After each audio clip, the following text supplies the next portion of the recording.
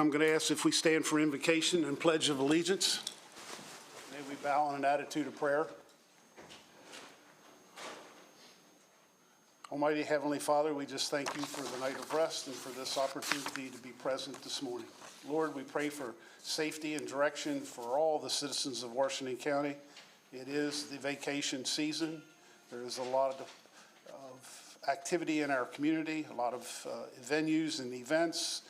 And Lord, there's folks that are unfamiliar and visiting, and we just pray for traffic safety and civility amongst our citizens and our visitors alike.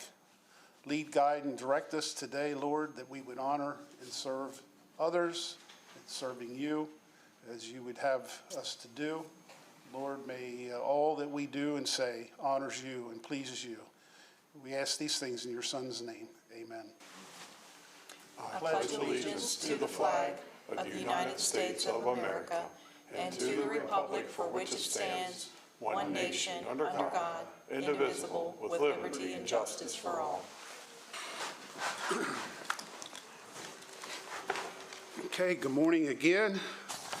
With that, we'll open our meeting with first item on the agenda is approval of the minutes from June 9th. Motion to approve. Second. Okay, we have a motion and a second for approval of the June 9th minutes. All in favor by saying aye. Aye. Opposed, same sign. Thank you. Commissioners' reports and comments. Mr. Wagner, you want to go first? Sure. Morning.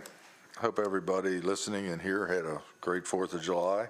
I don't have much to say. I did want to thank all the hard work. I mean, I don't think anybody realizes how much more work was put into the 4th celebration at Ag Center. So I wanted to thank staff and everybody who organized that for that. And that's all I have. Okay, thank you. I'll jump across to this side. Randy Leatherman. Thank you, John. Good morning, everyone. Again, just to springboard off what Randy Wagner just said, Washington County's 250th celebration, if you missed it, you missed it. It was great, and it was great because not only those who participated, but our Washington County employees went above and beyond. We had 100+ degree temperatures preparing for that event, and they were out there working at it, and they did a magnificent job. So to our county employees, thank you, thank you, thank you. It was a really fun celebration, 250 years. Second item I want to talk about this morning, Friday, July 17th, so this just occurred. Sleep in Heavenly Peace, it's our local chapter, got together out at Hagerstown Community College. It's the first time that they've done a build of this magnitude, although they've done builds before, but they build beds for those in our community that are less fortunate. And they built over 100 beds from 9 a.m. till noon. In the parking lot there at HCC, thanks to Dr. Klauber for letting us use the facility. And Washington County Sheriff's Department, Hagerstown City Police, Maryland State Police, and Department of Natural Resource Police all participated in addition to community members. So just good people doing good things, and it was nice to participate. And finally, and I'm sure the other commissioners are probably going to say the same thing, it's Washington County Ag Expo week. And so if you haven't been there, you're missing it. $168 million in sales annually, almost 900 operating farms. We lead the state of Maryland in dairy farms, and so it's a big deal.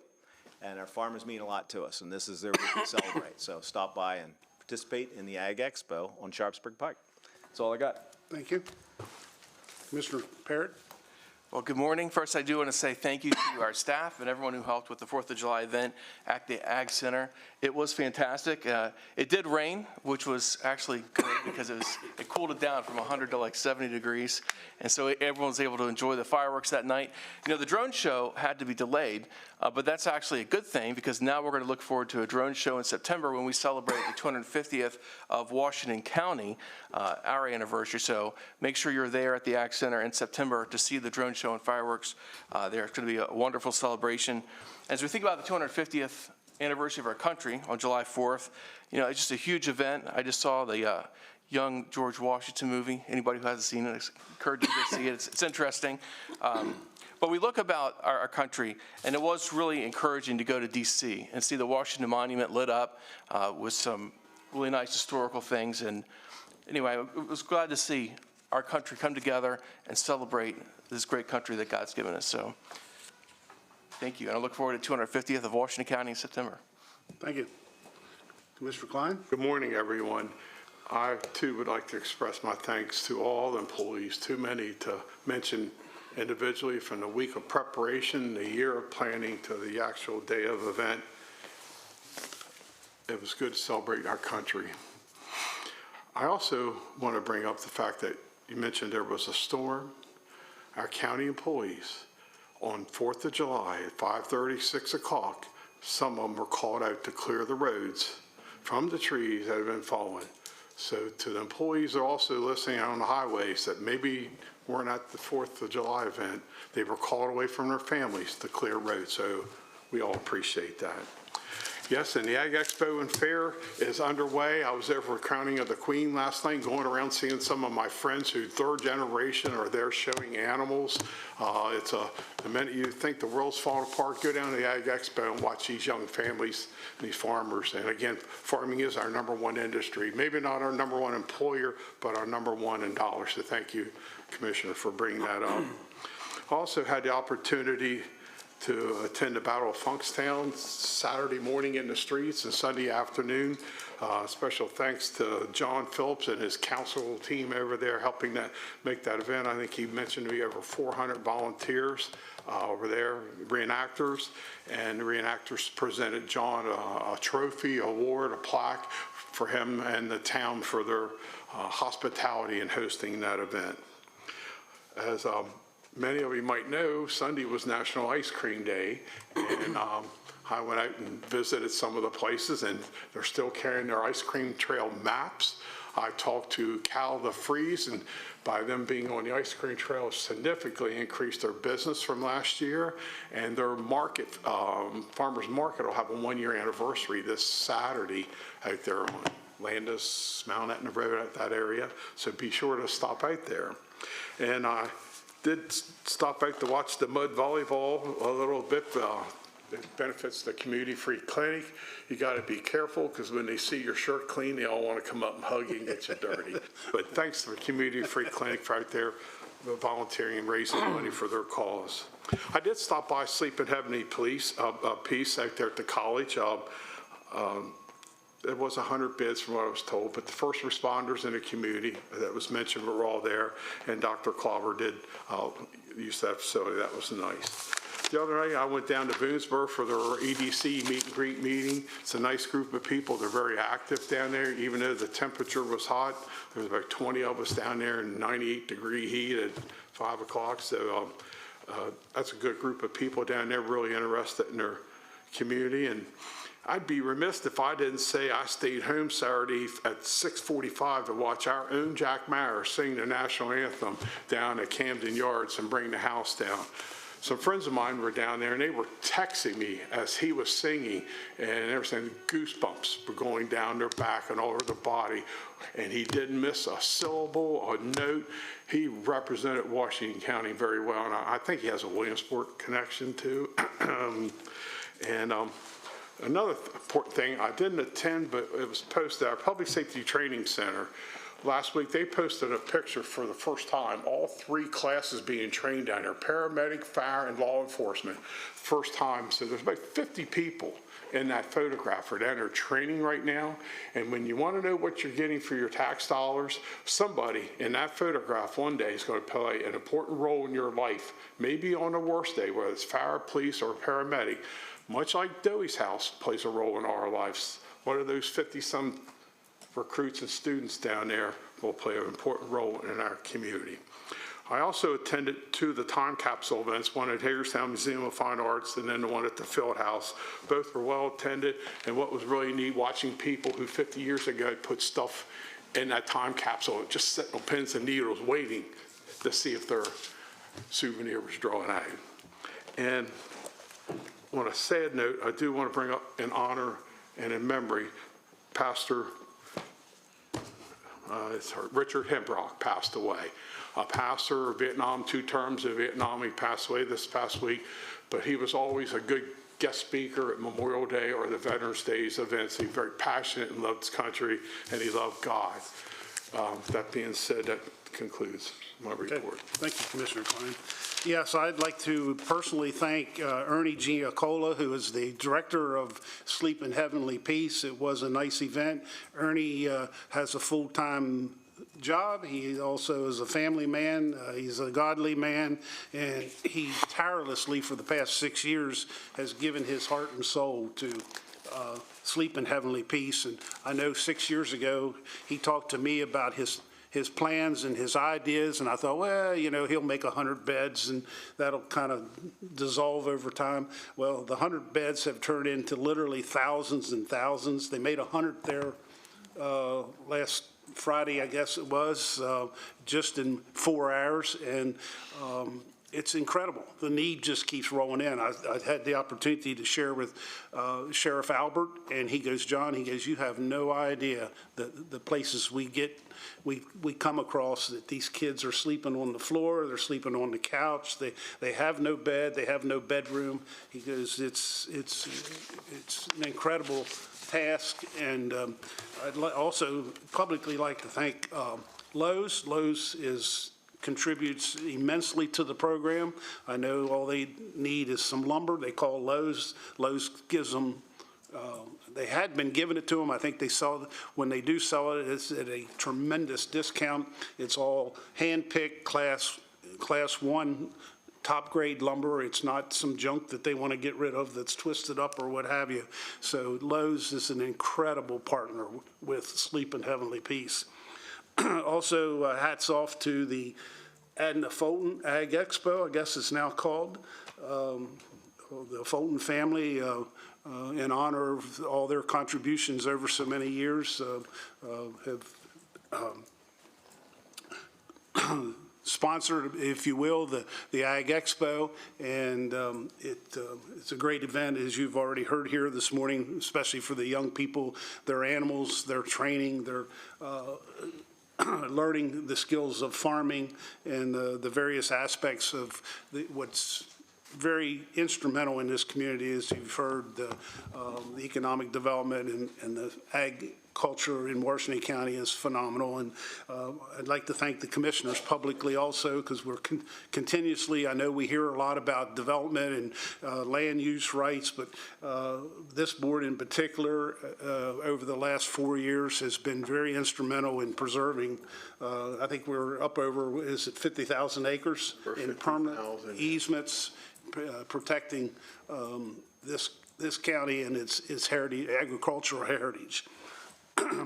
I'm sure there's a number of other things. I'd be remiss also if I didn't thank staff the week of July 4th, just an incredible week of triple-digit heat, triple-digit humidity, and the decorations, the planning, the organizing, everything was just phenomenal. Staff poured their heart and soul into that event.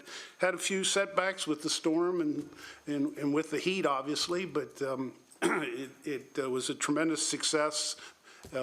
As they say in show business, the show went on, and in spite of all the kick in the pants, if you will, of just getting in our way, but it was a great day, a great evening, fireworks, and so I think the folks forward to September 26th.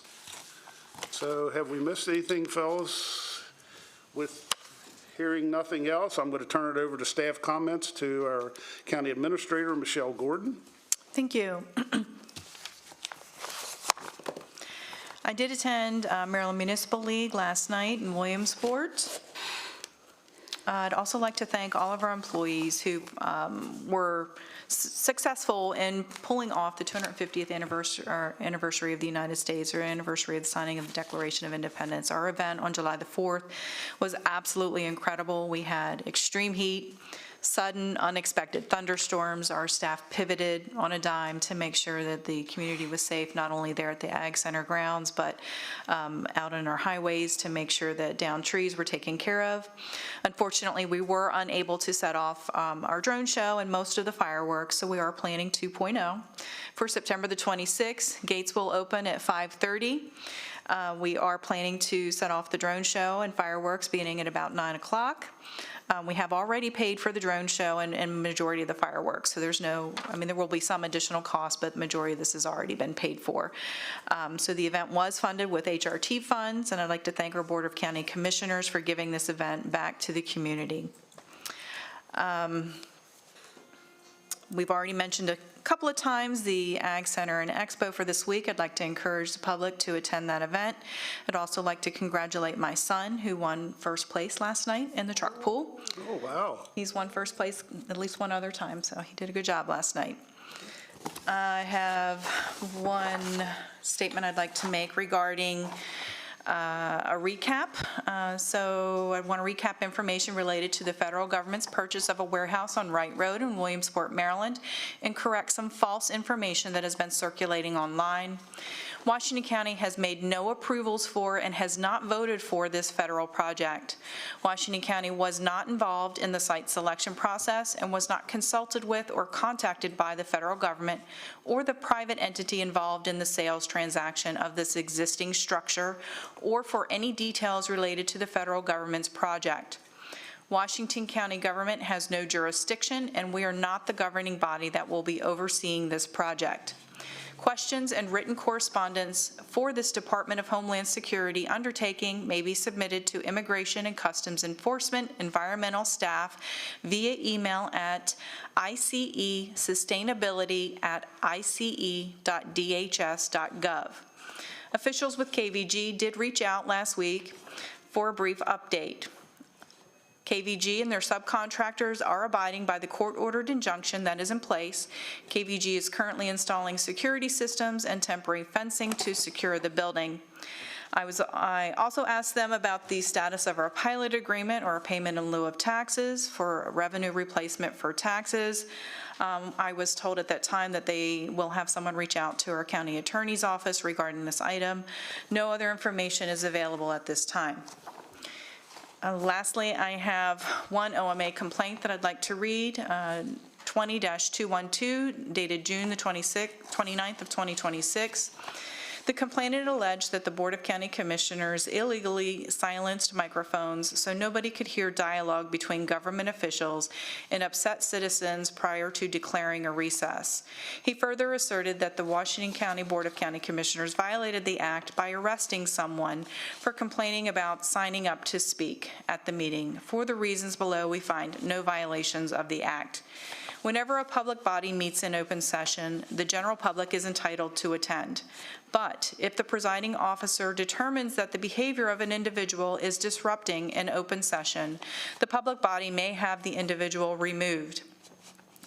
Public body has a right to conduct that business free of disruption by members of the public. We also have recognized that a public body has unquestioned power to prohibit any disturbance at its meetings.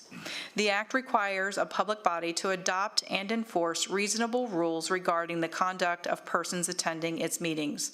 On April the 28th, 2026, the presiding officer announced the end of the public comment portion of the hearing on proposed increases in water and sewer rates. A member of the public spoke up from the audience, asserting that he had also signed up to speak. The presiding officer disputed that individual had registered. The individual continued to assert that he was entitled to speak, talking over the presiding officer, who asked the individual to sit down and stop speaking. The individual continued to argue with the presiding officer, who then summoned sheriff's deputies to have the individual removed from the meeting. The individual continued to shout from the audience. As he was still speaking, the audio of the live stream was cut out. Regarding the body's removal of the individual from the meeting, we find no violation. The Act does not afford the public the right to participate in a meeting. Thus, a public body's handling of public comments is simply not within the Act's ambit, nor is a public body's process for registering for public comment. The individual here continued to speak during the meeting, interrupting and shouting over the presiding officer, despite being asked to sit down and stop speaking. We thus find that the presiding officer reasonably concluded that the individual was disrupting the meeting. The county board was entitled to have the individual removed. regarding the complainant's assertion that the county board illegally silenced microphones so nobody could hear dialogue between government officials and upset citizens prior to declaring a recess. We also find no violation of the act. And that's everything I have to say. Thank you. May I add something? Since you acknowledged you had a victory in your family, our own Kelsey Cadle, our ag marketing specialist, her child finished third in the Babies on Parade. And she's in here later for a Faces on Farming presentation, so let's all congratulate her on her baby that was born 7 months ago on Christmas Day. I think her Thank you, husband Ray. might have also participated in the truck pull. I don't know. He came in there second, third, or fourth somewhere. A lot of good things down at that Yes. Ag Expo. Thank you, Commissioner Klein. Well, first up, under tab number 1 is something we all look forward to and thoroughly enjoy, and that's Youth Meritorious Award. And I'm going to ask Richard and his guests to come forward and make a presentation.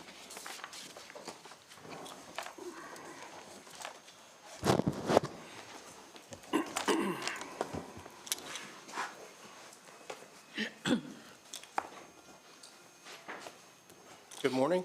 Good morning. Richard Lesh, Grant Manager, Office of Grant Management. Throughout the school year, the Board of County Commissioners present Youth Meritorious Awards to students attending both public and private schools and those being homeschooled in Washington County. Haley Shoup has been selected based on her scholastic achievement, leadership qualities, community service performed, and other positive contributions to her school and community. Currently completing 8th grade and preparing to enter her freshman year of high school, Haley has distinguished herself through outstanding achievement in academics, leadership, music, scouting, faith, and community service. At Hancock United Methodist Church, Haley is active and engaged in serving her second year as member of the Youth Board, demonstrating her commitment to faith-based leadership and service. Haley's musical accomplishments are equally impressive. A dedicated violinist in orchestra, she was invited as a 7th grader to join the jazz band percussion section as an opportunity that showcased her versatility and talent. Building on that success, she was selected during her 8th grade year to perform in the marching band's pit ensemble along with high school students at Clear Spring High School, an honor not extended to a middle school student in many years. Never content to limit herself, Haley independently taught herself to play the trombone and progressed quickly enough to be invited to perform in the spring band concert, all while maintaining her active role as an orchestra violinist. Academically, Haley has consistently excelled, participating in merit and honors level coursework throughout her elementary and middle school years. She has maintained a GPA of 3.5 or higher and was selected to serve as an 8th grade web leader, helping incoming 6th grade students successfully transition to middle school through mentorship and support. Haley has also demonstrated exceptional artistic talents. Her artwork earned a top 3 placement in both 7th and 8th grade in the county Civitan representation poster competition, highlighting her creativity and ability to communicate meaningful messages through art. As a Girl Scout, Haley earned both her bronze and silver awards and is preparing to pursue her gold award. She has already accumulated more than 200 hours of community service through her volunteer efforts. Haley is an exceptional youth leader, scholar, musician, artist, and community servant whose accomplishments reflect a remarkable level of dedication, perseverance, and character. Through her achievements in academics, leadership, faith, music, scouting, community service, and the arts, Haley Shoup exemplifies dedication, character, and service to others, making her a highly deserving of this meritorious award. I present to you Haley Shoup.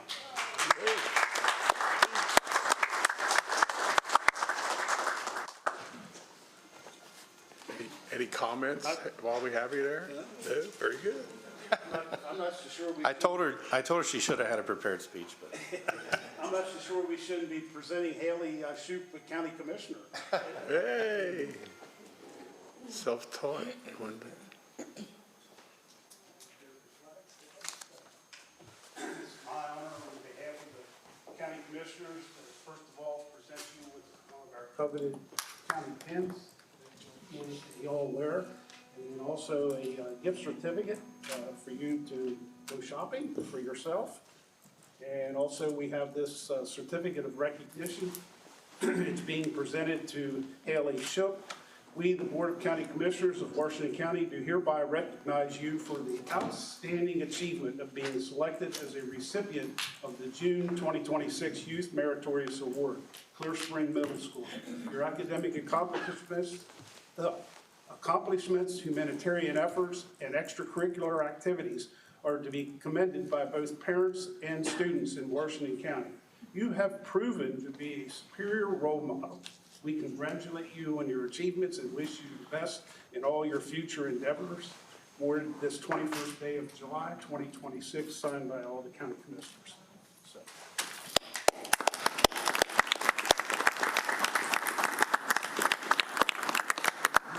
Say anything? Would you like to do that?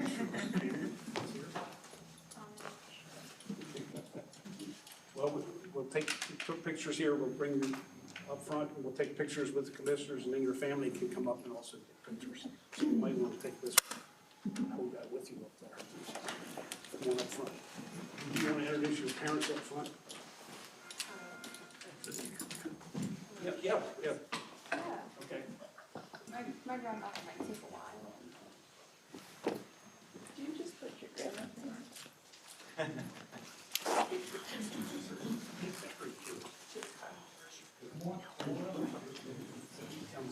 You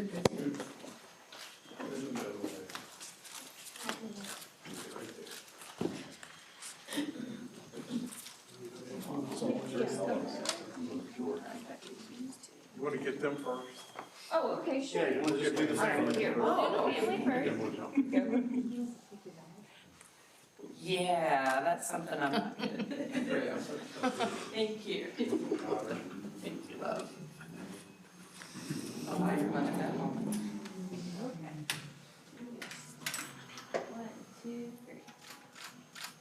Wonderful.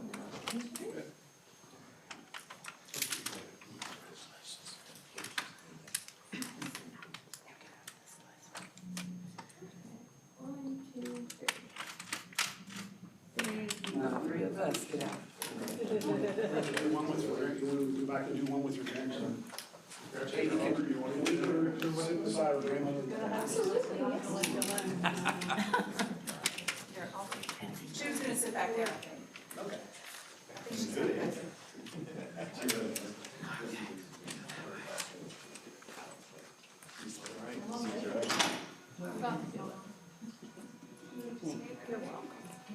Yeah, that'd be great. That'd be great if I don't have to go all the way.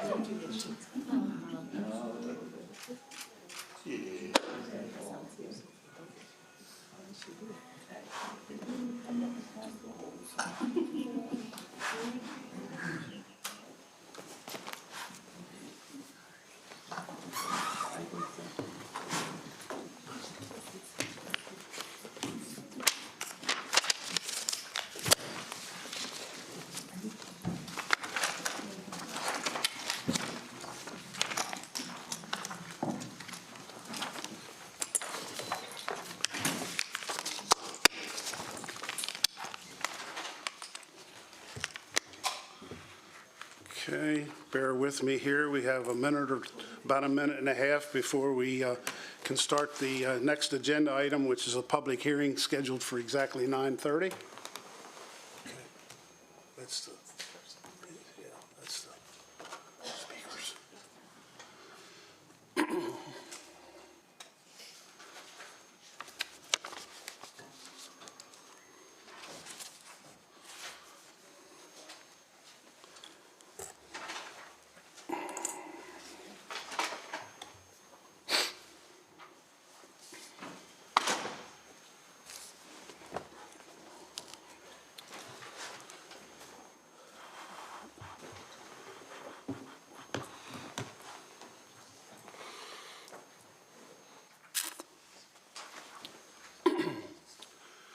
Okay, it is now 9:30, and the next item is a public hearing. This is an application for Water and Sewer Plan Amendment, WS-25-004, public hearing.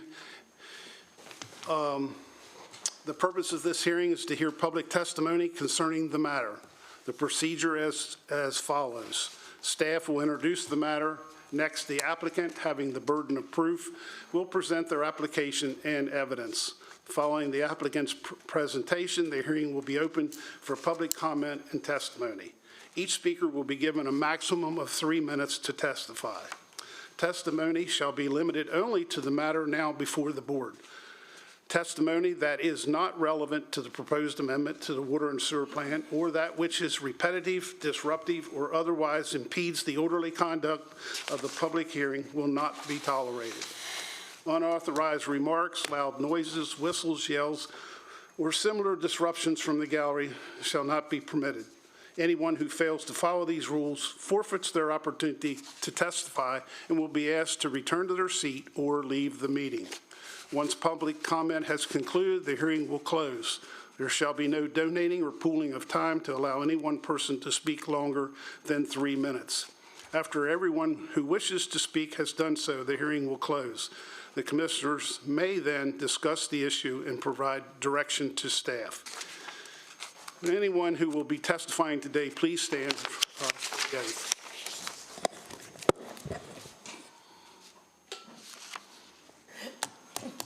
Do you solemnly swear or affirm, under the penalties of perjury, that the responses given and statements made will be the whole truth and nothing but the truth?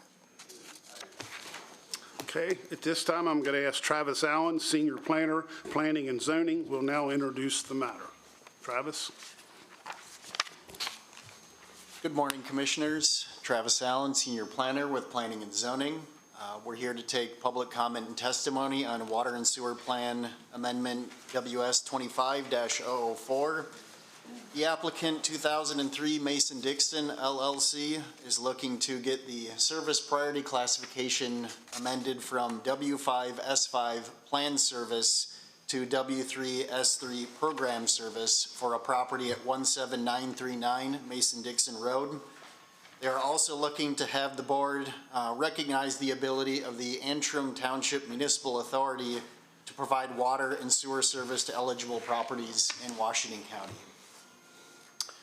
The current conditions of this particular site, again, it is located at the northern limit of the county's urban growth area boundary at the Pennsylvania border on Mason-Dixon Road. It is zoned plain industrial, but is currently being used for agricultural purposes and improved only by agricultural support buildings at the moment. The service priority classifications are defined in the currently adopted water and sewer plan according to a general timeline of when public service shall be extended to those properties. They range from W1, S1 existing service or under construction all the way to W7, S7 no plan service for properties located outside of the urban growth area. So the classification that they're looking for is in the middle of that classification system. And it would be eventually updated again to W1, S1 when those facilities were actually built, were this amendment to be approved. Amendments to the water and sewer plan are only required in specific situations. They include when we create major new water and sewer facilities, change to the location, type, size, or capacity of existing or planned facilities, when we establish new water or sewer service areas or change the boundaries of existing sewer service areas, or change the priority classification of an area for water or sewer service. And again, that last bullet item is the one that we're dealing with here this morning. Appendix B of the currently adopted water and sewer plan outlines the specific criteria for amendments to the plan. They must meet all eligibility requirements for both W5S5 and W3S3 denoted in the plan, and they must demonstrate consistency with the policies of both the currently adopted comprehensive plan and the currently adopted water and sewer plan. In terms of staff's analysis of this application, you'll note in their agenda materials that arrangements have been made with the Antrim Township Municipal Authority to provide service, and there is available capacity to serve these properties as indicated by those materials. We would also point out that the creation of well and septic systems in this area of the county are inadvisable when possible to avoid. The property is located in a designated wellhead protection area as designated by the Maryland Department of the Environment due to the potential for contamination as a result of the groundwater being under the direct influence of surface water. The property's location inside of the county's urban growth area does demonstrate a clear intent to connect properties in this portion of the county to public water and sewer service when they become available.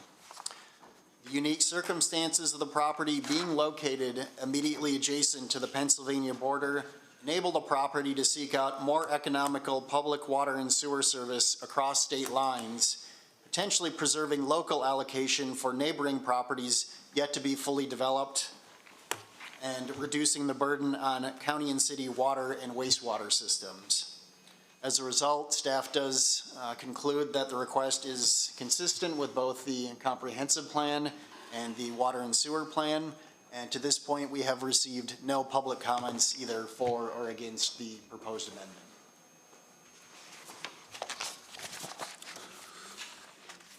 Okay. We will I now, want to correct that. We did receive one email against the proposed amendment as part of public comment. It came to the commissioners. okay. We will now hear from the applicant's case in chief.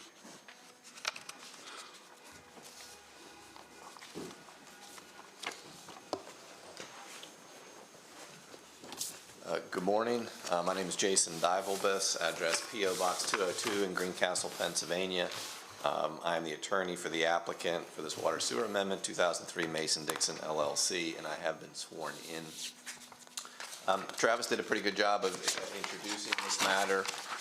The Planning Commission previously had a public input meeting in May, I believe, and unanimously recommended approval in June. So I don't have a whole lot to add other than what Travis mentioned and what was included in the application materials. But I'll briefly just go through some of the important criteria. As Travis mentioned, this property is within the urban growth boundary. It is zoned PI, planned industrial. One additional is that in the newly adopted county comprehensive plan update, this property was kept in the growth boundary and it was assigned the business commercial mix future land use classification. So clearly there is an intent for this property to be developed, again, in the urban growth boundary zoned PI and slated for development in the comp plan. As Travis mentioned, the current water and sewer plan for the county classifies the property as a W5 S5 plan service. The request here is to upgrade that to a W3 S3 based upon the criteria met in the application materials and as Travis explained. A couple of additional highlights. Travis mentioned the Antrim Township Municipal Authority has agreed to serve the property. When that service request was made, county staff was included and there was no objection. I included in the application materials that letter that confirmed there was no staff objection. Since that time, the extension of the water sewer mains actually has been made across Mason-Dixon Road, so the water sewer stubs are there. They've been deemed to be sufficient by both county staff and ATMA. The additional criteria of the S3, W3 have been met. Again, as Travis mentioned, the zoning, the comp plan, the sufficiency of the infrastructure and the capacity of the water and sewer facilities from ATMA. So in other words, we feel that we meet the criteria and we feel that the location of the property, although it's in the it's in the growth boundary, it's just too far away from the existing water sewer infrastructure of the county and its proximity to the Pennsylvania state line and the availability from the ATMA makes a lot of sense to extend the service to this property. So if there's no further questions, I'll get out of the way and see if there's any public input to take. Okay. Thank you, Mr. Divalbus. With that, we will now open the hearing for public comment. I will ask if you will please come forward as I call your name. And first on the list is Justin Holder. I don't think I've seen Justin. Justin Holder. I just wanted to pass on a sentiment to go fuck yourself. Next up is Sean Porter.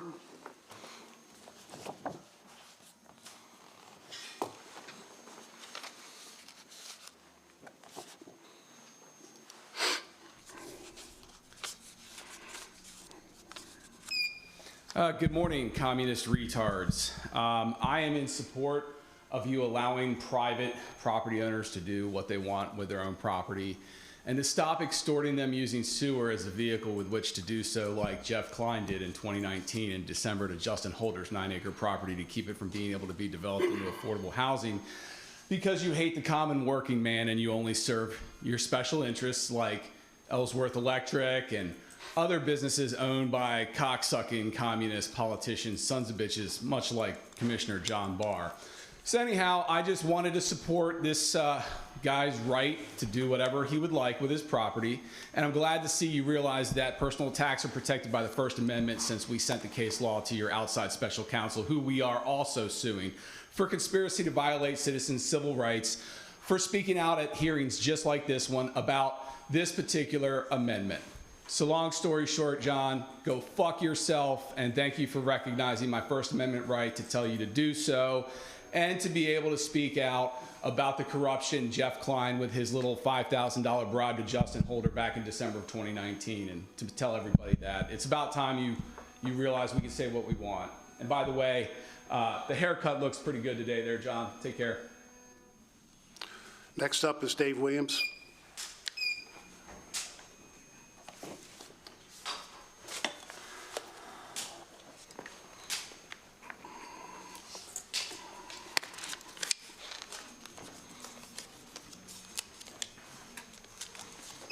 Morning, Commissioners. I'm Dave Williams from Smithsburg. For transparency, I'm also a candidate for County Commissioner. I just have two questions about the proposed amendment to the water and sewer plan.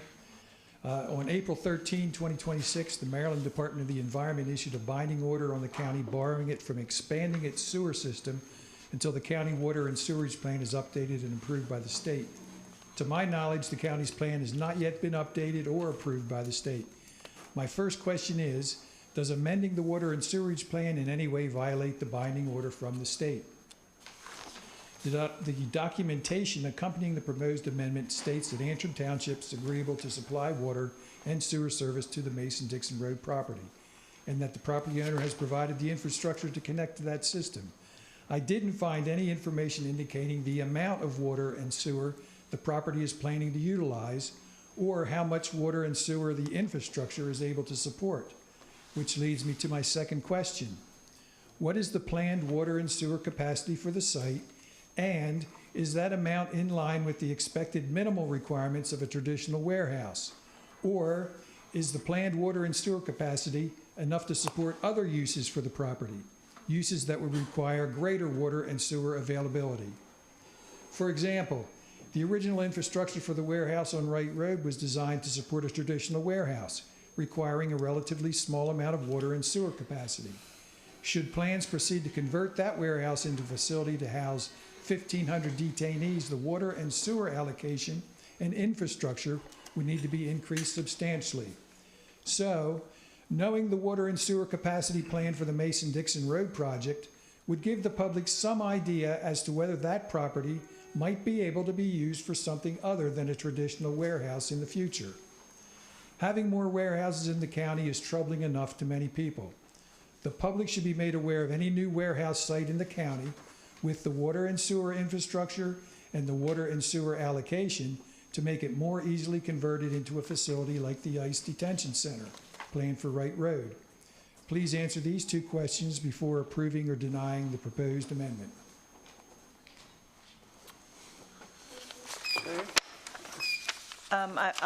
I would just like to mention the public comment that we received via email is from Erin Martin. Her email states opposition to it, basically because it's a warehouse and that they are detrimental to the local ecosystem and detrimental to the county.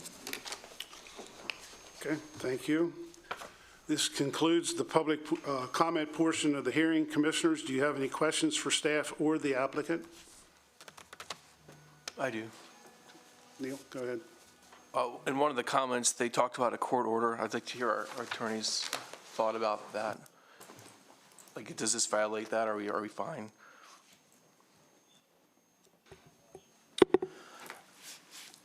We haven't looked at the specific application or beyond the application for the amendment, but the site plan that's been submitted to the county, I haven't reviewed that yet.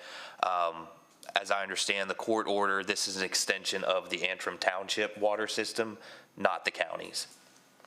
The court orders, my understanding, is only applicable to that one particular property in Williamsport.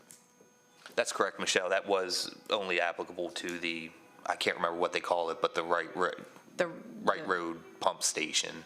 And to that one building, Yeah. Okay, great. So that doesn't affect our decision today then? no. Okay. Anything else? No. Any other comments, commissioners? Okay. I did have one question for staff. If we approve this and Antrim does supply the water and sewer, I was hearing that if we were to build water and sewer in that area, would they have to go to the county water and sewer plan, or could they continue with Antrim and have a choice? I'm sorry, so rephrase your question. So the water's coming from Pennsylvania. If we built our own water and sewer 15 years in the future that would serve those same sites, would they have to then use county water and sewer, or could they have a choice to use our water and sewer or the water from Pennsylvania? I don't think they would necessarily be required to connect since they're already connected to a different public system, but we could certainly take that up with our water quality department as far as their policy of connection, down the road. But given that they're already connected to a public entity, that's kind of the main concern is we want people to connect to a public service when it becomes available, but whether it's ours or a different entity, I don't know that necessarily means they would have to switch lines or anything of that nature. Great, it'd be up to them then in the future. Yeah, from my understanding, but we could certainly clarify that. Thank you. Okay, hearing no other comments, the public hearing is now concluded. Commissioners, your comments and deliberations? Motions? A motion to approve. Second. Okay, we have a motion and a second for approval as submitted. All in favor by saying aye. Aye. Aye. Opposed? 5-0. Thank you.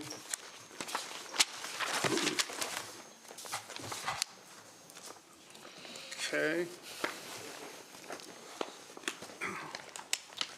Next item under tab 3 is another public hearing. It is now past 9:45, so we can proceed. Next on the agenda is a public hearing concerning a proposed text amendment to the Washington County zoning ordinance RZ 26-002. The purpose of this hearing is to hear public testimony concerning the matter. The procedure is as follows. Staff will introduce the matter.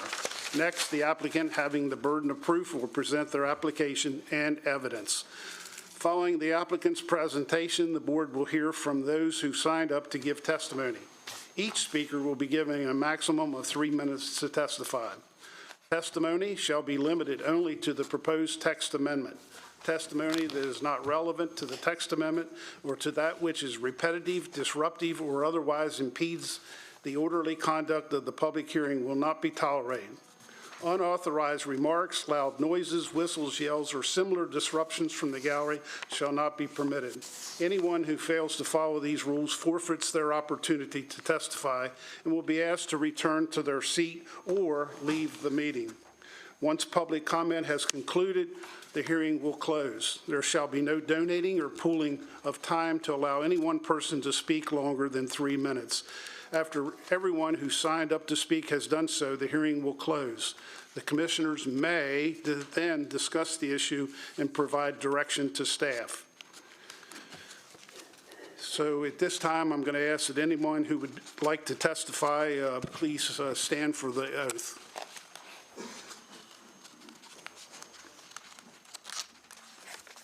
Do you solemnly swear or affirm, under the penalties of perjury, that the responses given and statements made will be the whole truth and nothing but the truth?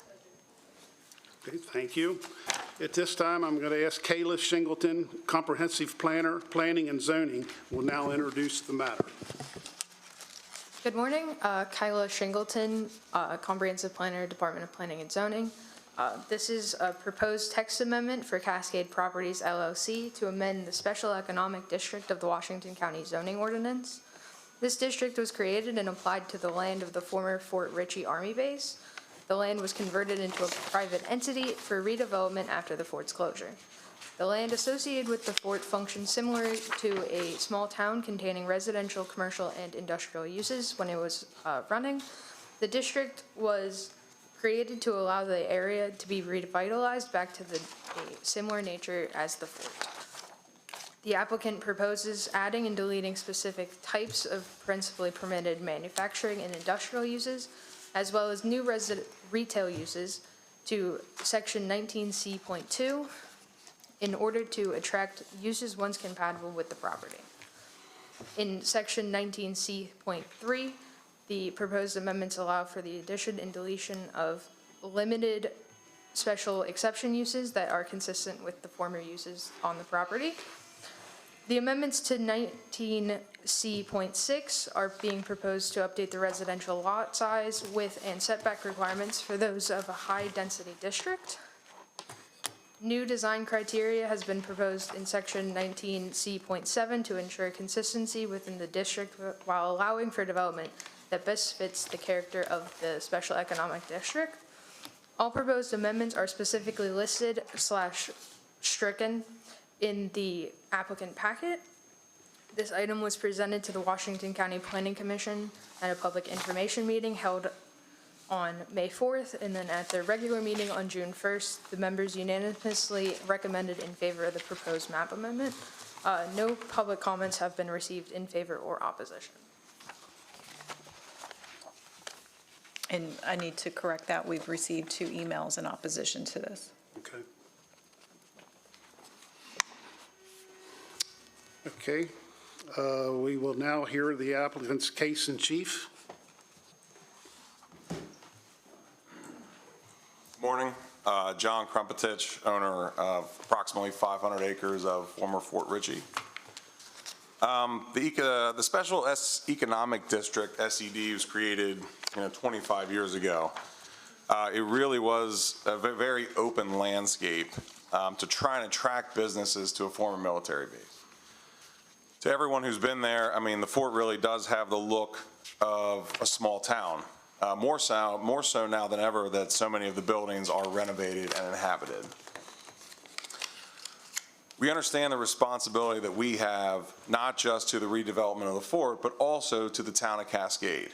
To anyone who's been to Cascade or knows many of the residents up there, they are highly involved into anything that happens on Fort Ritchie or anywhere inside of their small town. What we're trying to do here, the effort in putting this text amendment in is to really legitimize some of the uses that were already really covered under the Special Economic District, but to further flush out what this zoning district looks like. Additionally, to limit some of those uses. We do have, there are some issues with certain amounts of electrical capacity, water capacity, whatever, and there are uses that do not fit our small town. Regardless of how special the economic district is and was set up for the former Fort Ritchie. Lot size has been in here, several times, and we're really trying to dial that in to be able to put in some different housing choices, also with a look of a commercial down below with a residential above. And lot size has become an issue because of some of the already existing infrastructure that is in place that has either been renovated or is yet to be renovated. Again, I'll kind of focus, we really were focused on creating that historical small town feel and being able to attract as many uses as we can. We've had a lot of success attracting a lot of uses, which has been really exciting. The one thing we have done, we do have small manufacturers who are coming in and more who want to come in. Currently, we have to go through a special exception process, but that's why we've added that to this text amendment. It'll be more in line with really light industrial use. I don't think the fort is ever going to be used the way that it was before, where you're going to have really, heavy industrial use. It's just not the nature of the property, and I don't think it's the nature of the town. Thank you. Okay. We will now open the hearing for public comment. Please come forward as your name is called. First on the list is Robert Mapp, RN.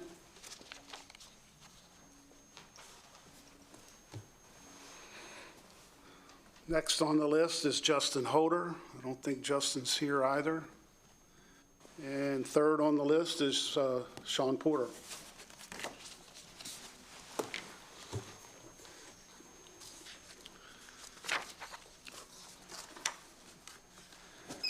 Good morning, communist cunts.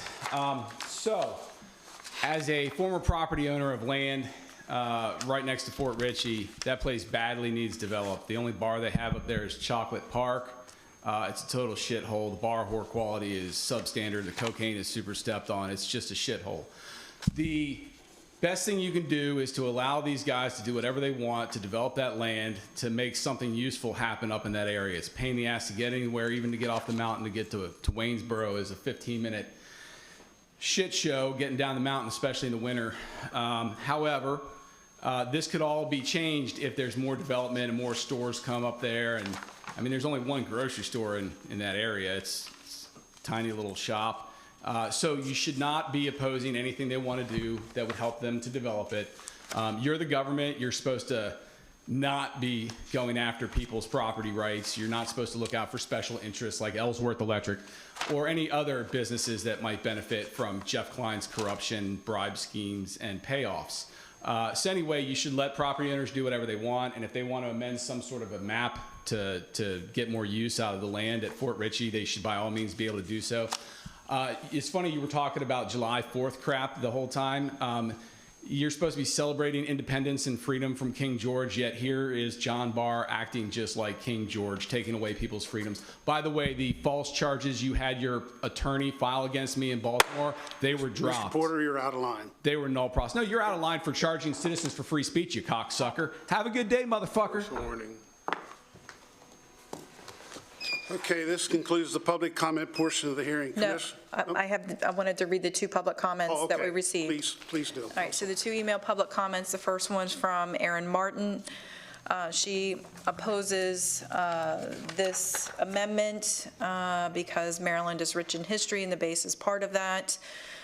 She doesn't feel like the base should be utilized for industrialization, building warehouses and data centers. It would be disrespectful and unfair and unwanted use of the space. The second email we received was from Joe Lee, who is another property owner up there. The proposed amendment imposes unnecessary and disproportionate restriction on food and beverage manufacturers. Section 19C.2 already includes proposed uses that are similar, such as alcohol production, bakery and confectionery shops, banquet and reception facilities, bed and breakfast, butcher shops, things like that.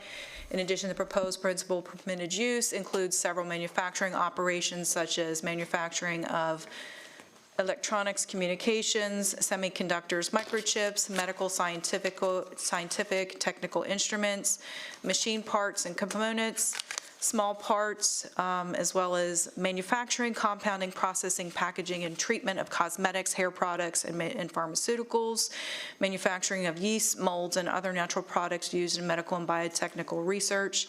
None of these proposed manufacturing uses are subject to the same special exception requirement.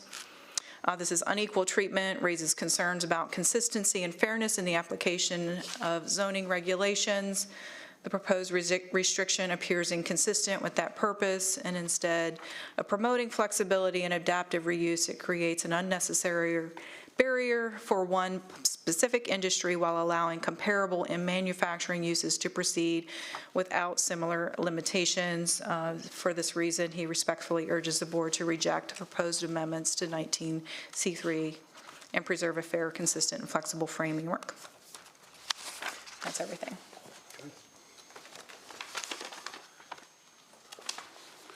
Okay.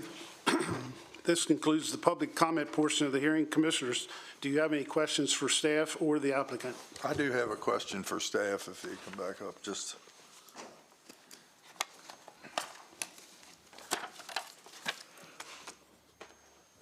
All in all, it looks pretty good. I mean, actually, I sat through it once before on the planning commission, even though I don't participate in that part of it because it's come before us. But I did have a couple questions on I noticed from what's standard in the county, the setbacks have been decreased a little bit, and I think John tried to sum that up. That's done mostly for density, to get more density, right? Yeah, correct. I believe they copied, On the housing I'm talking about, yeah, I believe they looked at our county's high-density residential setbacks that we Right. already have in place and copied those. Okay, yeah, well, I'm okay with more density up there, 'cause for townhomes and things like that. The other question I have is on the setback for the food processing. It was 400, double what it was supposed to be. What it was 200, and then what it's proposed is 400, but I'm having trouble, it said reference 49C, I'm having trouble figuring out where the 200 came from. Was that just created, the 200 setback, was that just created? That hadn't been a long-running thing in the county, to my recollection, but, so where'd that 200 come from? It was referenced, but when was it implemented? That I am unsure of. I could look into it. Yeah, because I know that probably wasn't the case in the past, so did the 200 just drop in and then we doubled it? That was my only concerns. So the section 4.9, the distance requirement has been a long-standing, it's the standalone requirement, sort of the miscellaneous article of the zoning ordinance, and specific types of land use are sometimes given that extra. Was the 200 always designated for, say, for instance, food nourishment, but not for anything else, or? It's a standalone requirement, so it's in the zoning ordinance that says certain types of land uses, if that text is put into an article, have that extra distance requirement. So it's there if we need to use it, but it hasn't, it's typically not applied to food processing and packaging. It doesn't necessarily apply to a specific use, it's just one of the miscellaneous items in the zoning ordinance that sometimes is inserted into an article specifically that adds an extra layer of scrutiny to that particular type of land use. So the 200 feet has been in that article for a long time. Sometimes it's added to it, 2 times, 3 times that distance if it's a particularly intensive land use. But that's been in the zoning ordinance for a long time. But it's not specifically added to food processing and packaging? No. That was it, really. Everything else, I mean, Cascade's done a wonderful job developing. That was probably the density question, and the other one was probably my only questions for staff.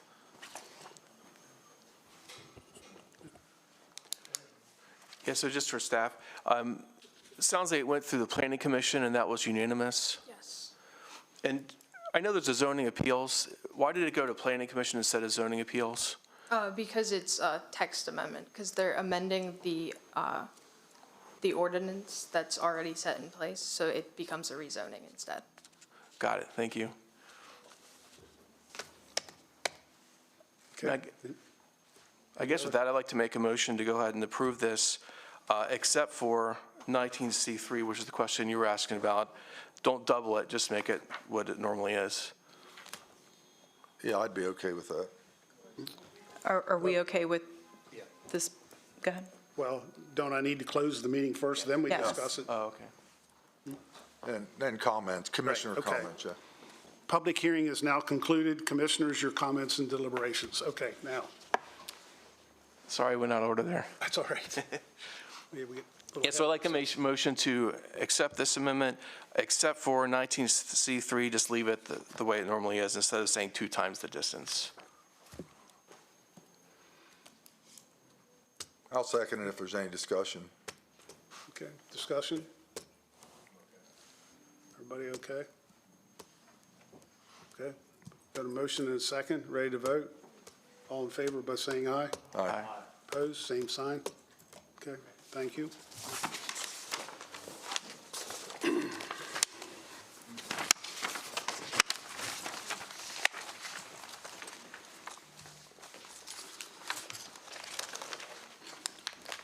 Okay, the next item agenda is under tab 4, and once again, it is another public hearing. And it is, as we can proceed, so.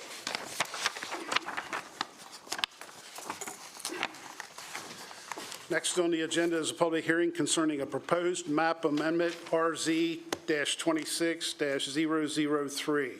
The purpose of this hearing is to hear public testimony concerning the matter. The procedure is as follows. Staff will introduce the matter, Next, the applicant, having the burden of proof, will present their application and evidence. Following the applicant's presentation, the board will hear from those who signed up to give testimony. Each speaker will be given a maximum of 3 minutes to testify. Testimony shall be limited only to the proposed map amendment. Testimony that is not relevant to the map amendment or that which is repetitive, disruptive, or otherwise impedes the orderly conduct of the public hearing will not be tolerated. Unauthorized remarks, loud noises, whistles, yells, or similar disruptions from the gallery shall not be permitted. Anyone who fails to follow these rules forfeits their opportunity to testify and will be asked to return to their seat or leave the meeting. Once public comment has concluded, the hearing will close. There shall be no donating or pooling of time. Allow any one person to speak longer than 3 minutes. After everyone who signed up to speak has done so, the hearing will close. The commissioners may then discuss the issue and provide direction to staff. Those wishing to testify today, please stand for the oath.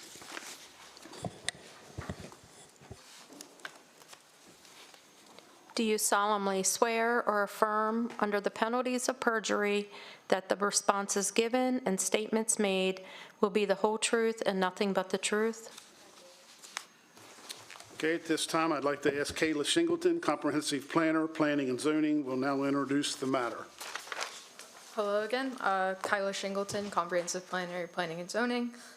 This is a map amendment, a rezoning map amendment for Michael Godinez in the properties at 18132 and 18128 Moggins Avenue.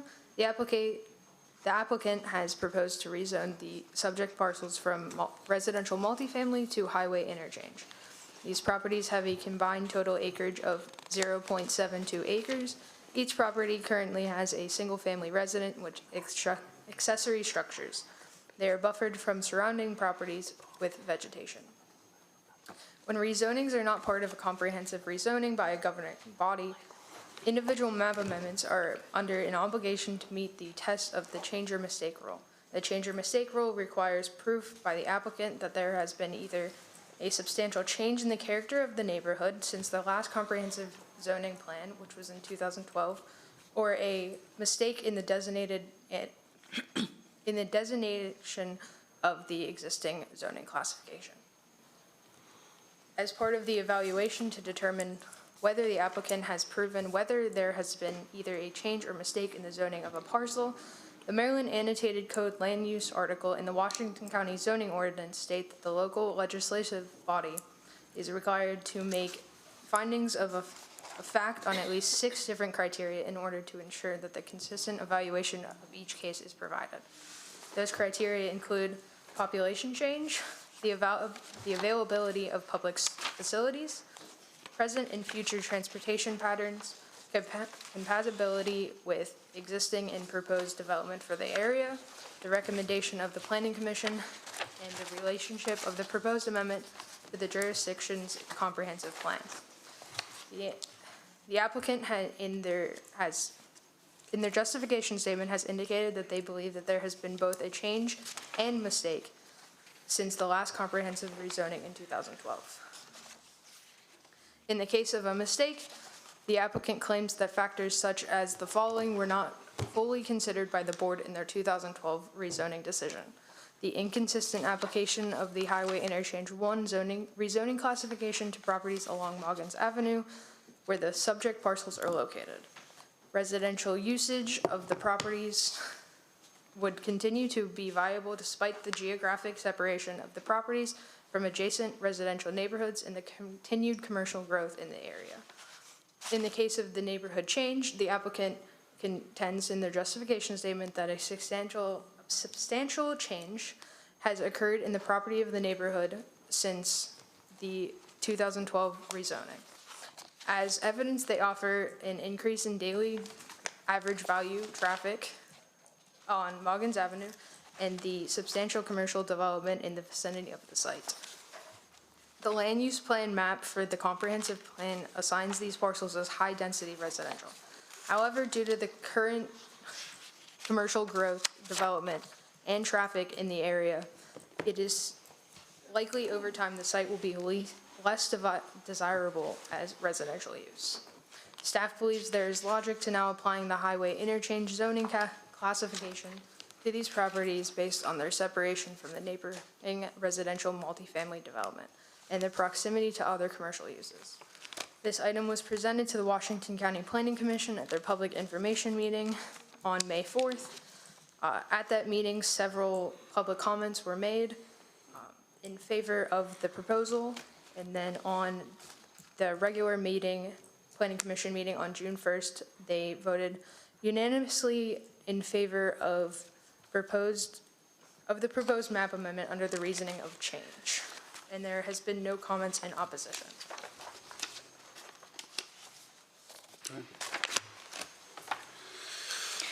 I need to correct that. We did receive one comment. I don't think it was really in opposition. It was more information. It was from Aaron Martin as well. I'll go over that comment when we get to the public comment section. Yeah, there was only one paragraph in her Yes. comment that was. There's more information. Right. We will now hear from the applicant's case in chief.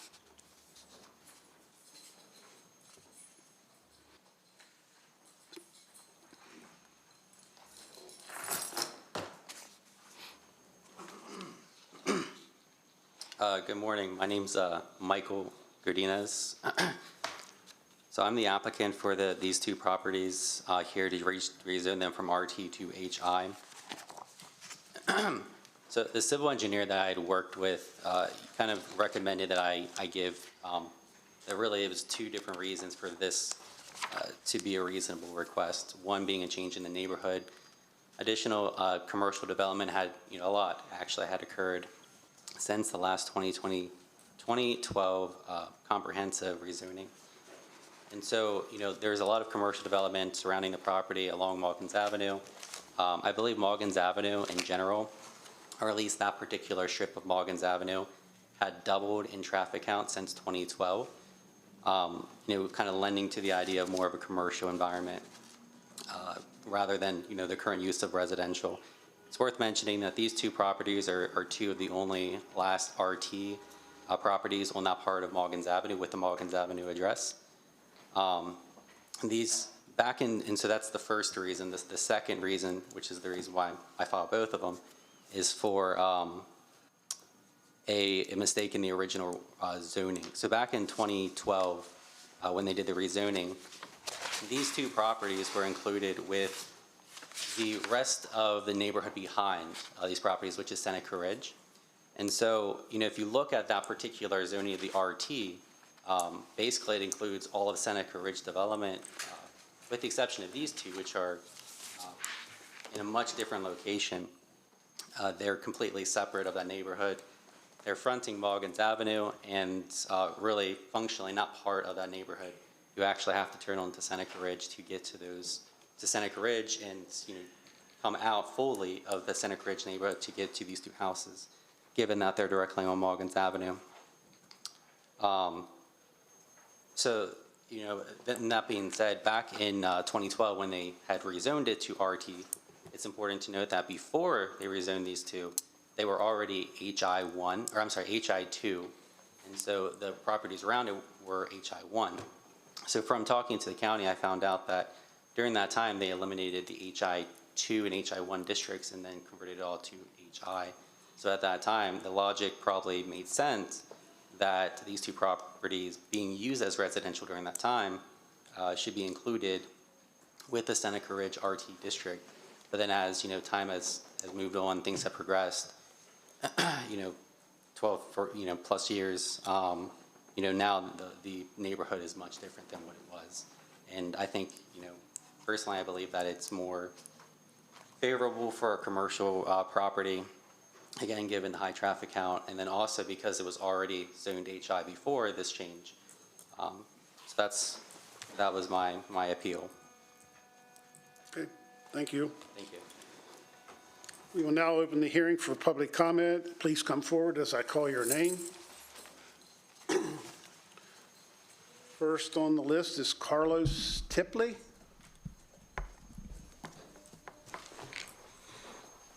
Second on the list is Justin Holder. We've called his name several times this morning. Third on the list is Sean Porter.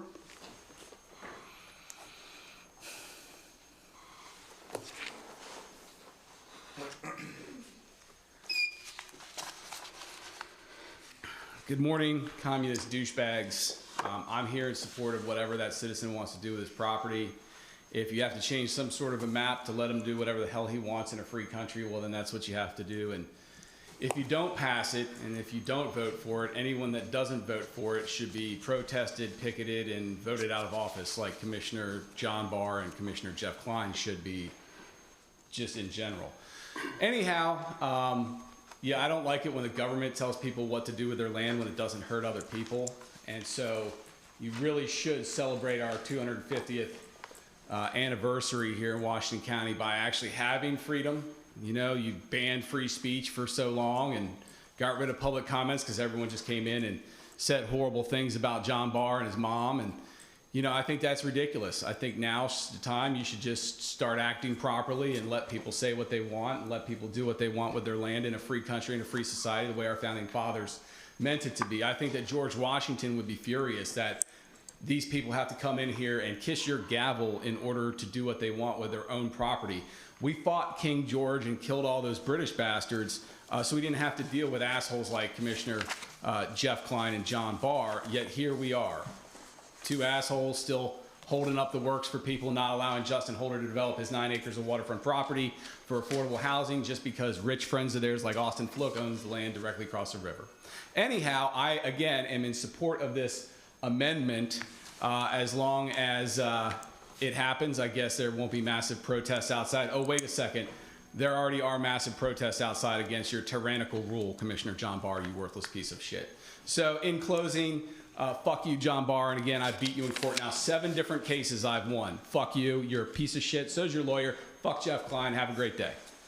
Next on the list is Michael Gutenez. He was the applicant, so he's already spoken. Oh, I'm sorry. Okay. Next on the list is Joshua Norris.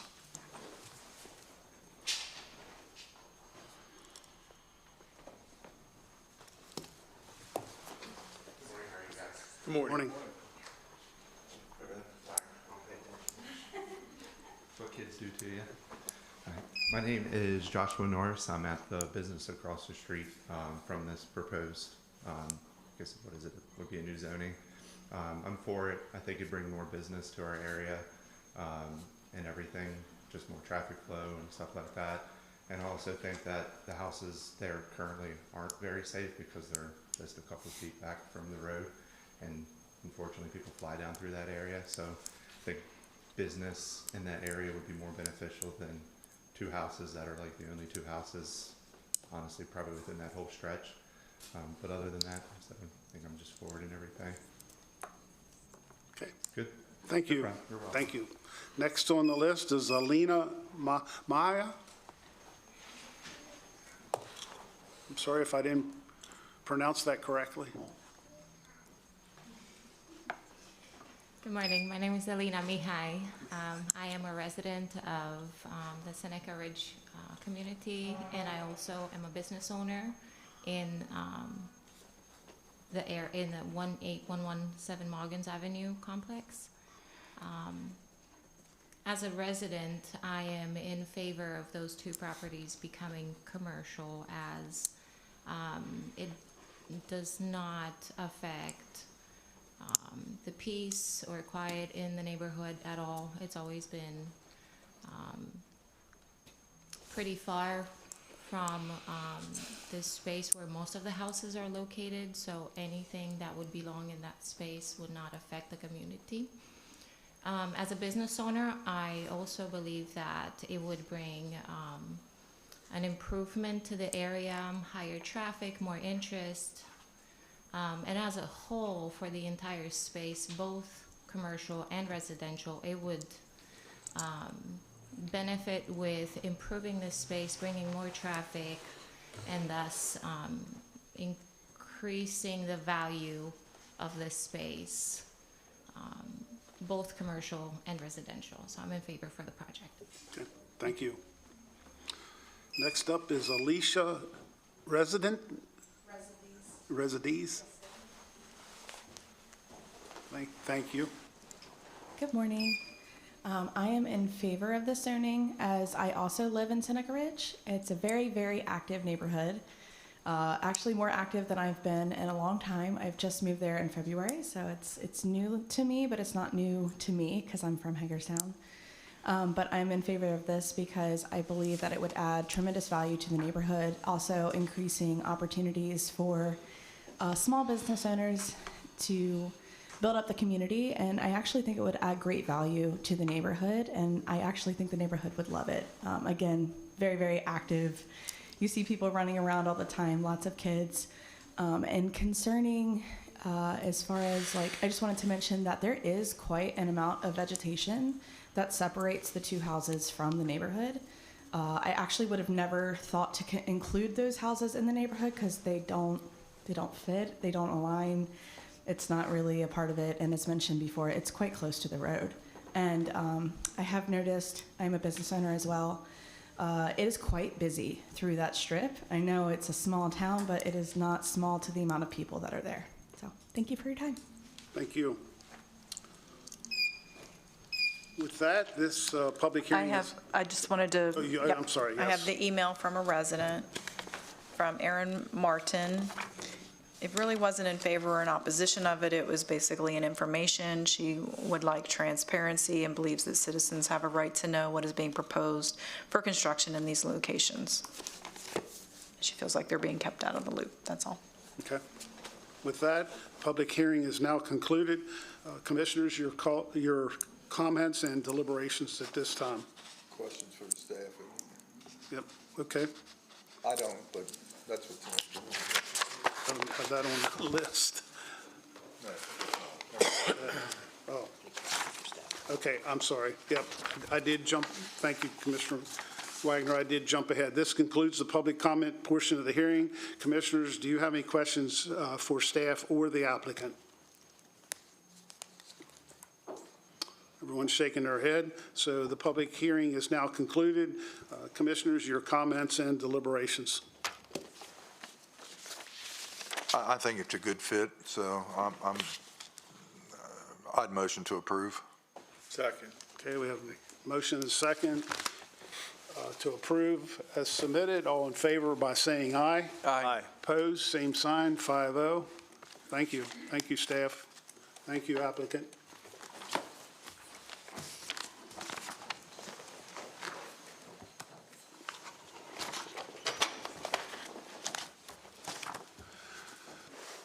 Okay, next item is tab number 5 in your binders, Historic District Commission through the Department of Planning and Zoning, Maryland Historical Trust, non-capital grant application, approval to submit application and accept funding as awarded.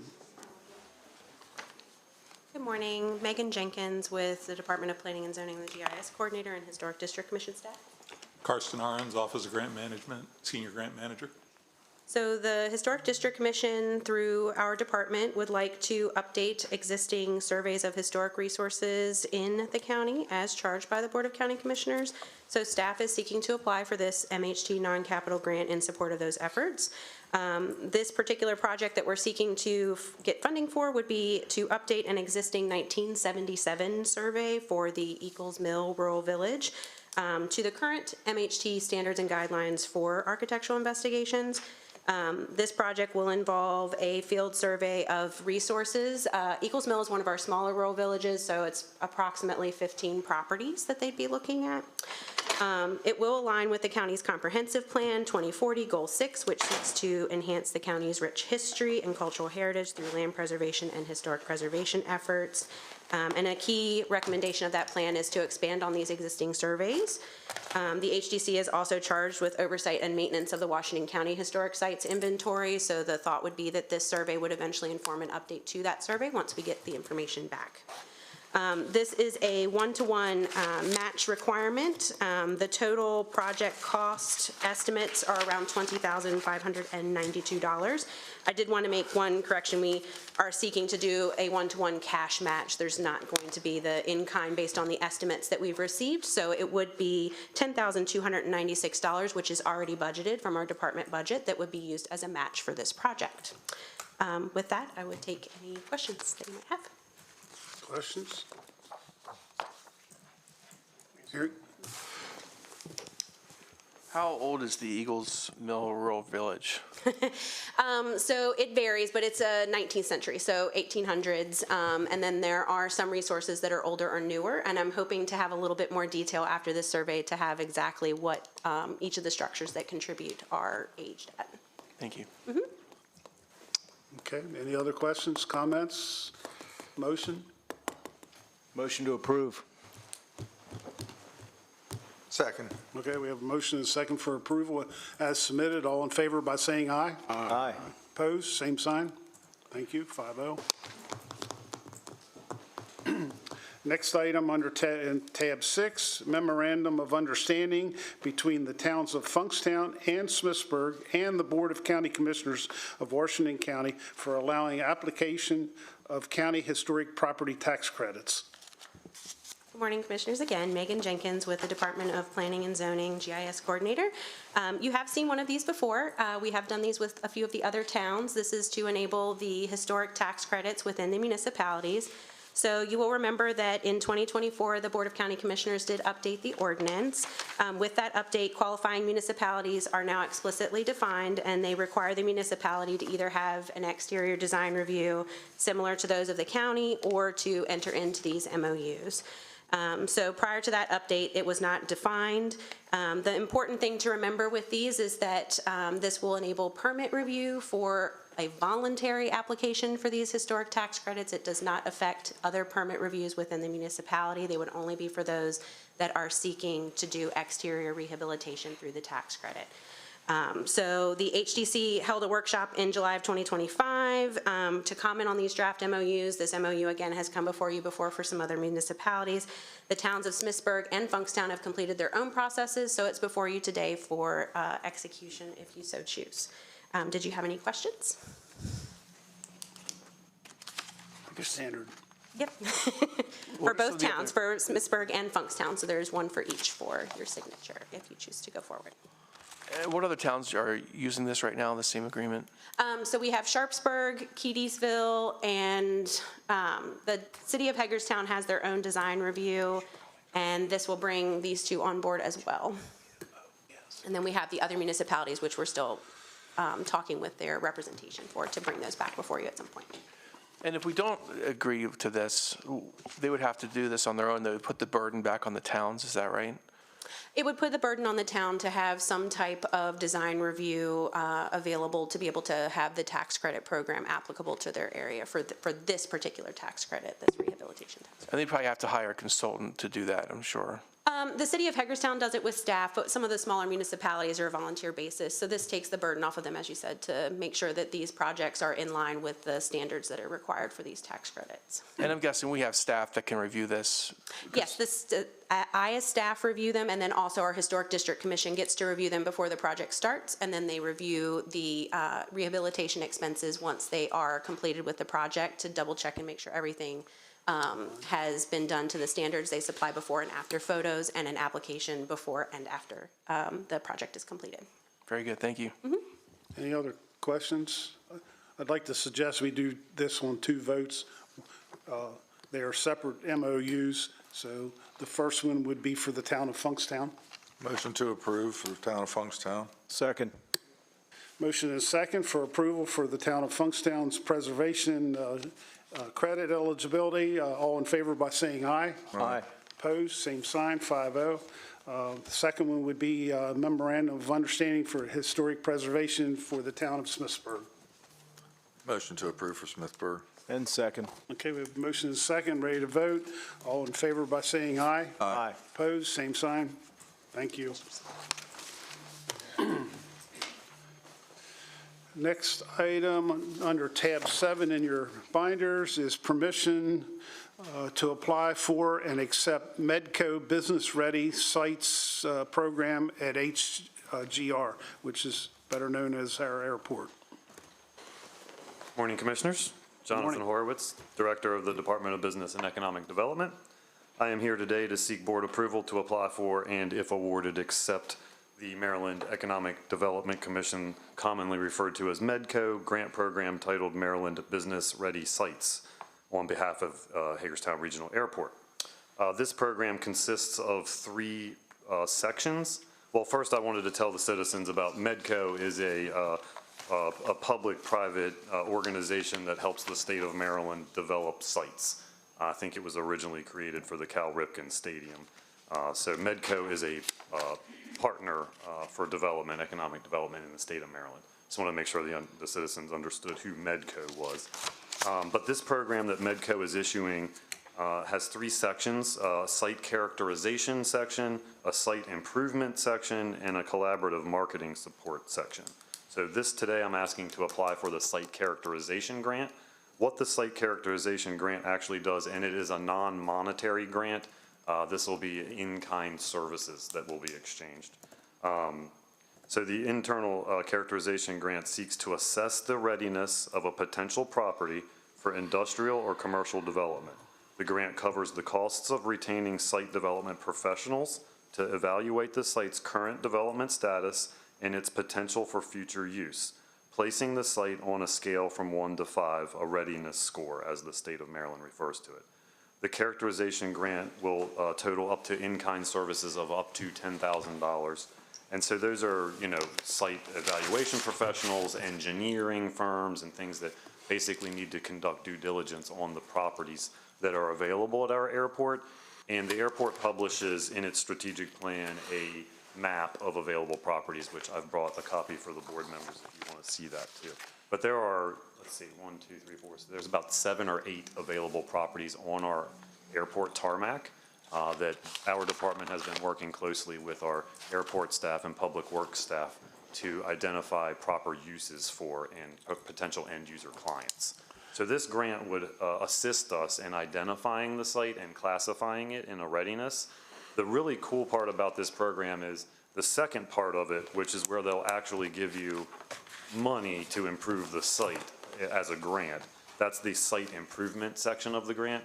And if we go through the site characterization grant, we are in line to be preferentially considered for the site improvement grants.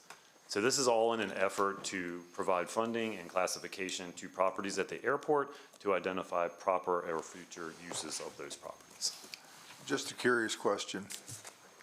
In the past, this is new for us. We haven't done this before, obviously. So in the past, staff has done all this.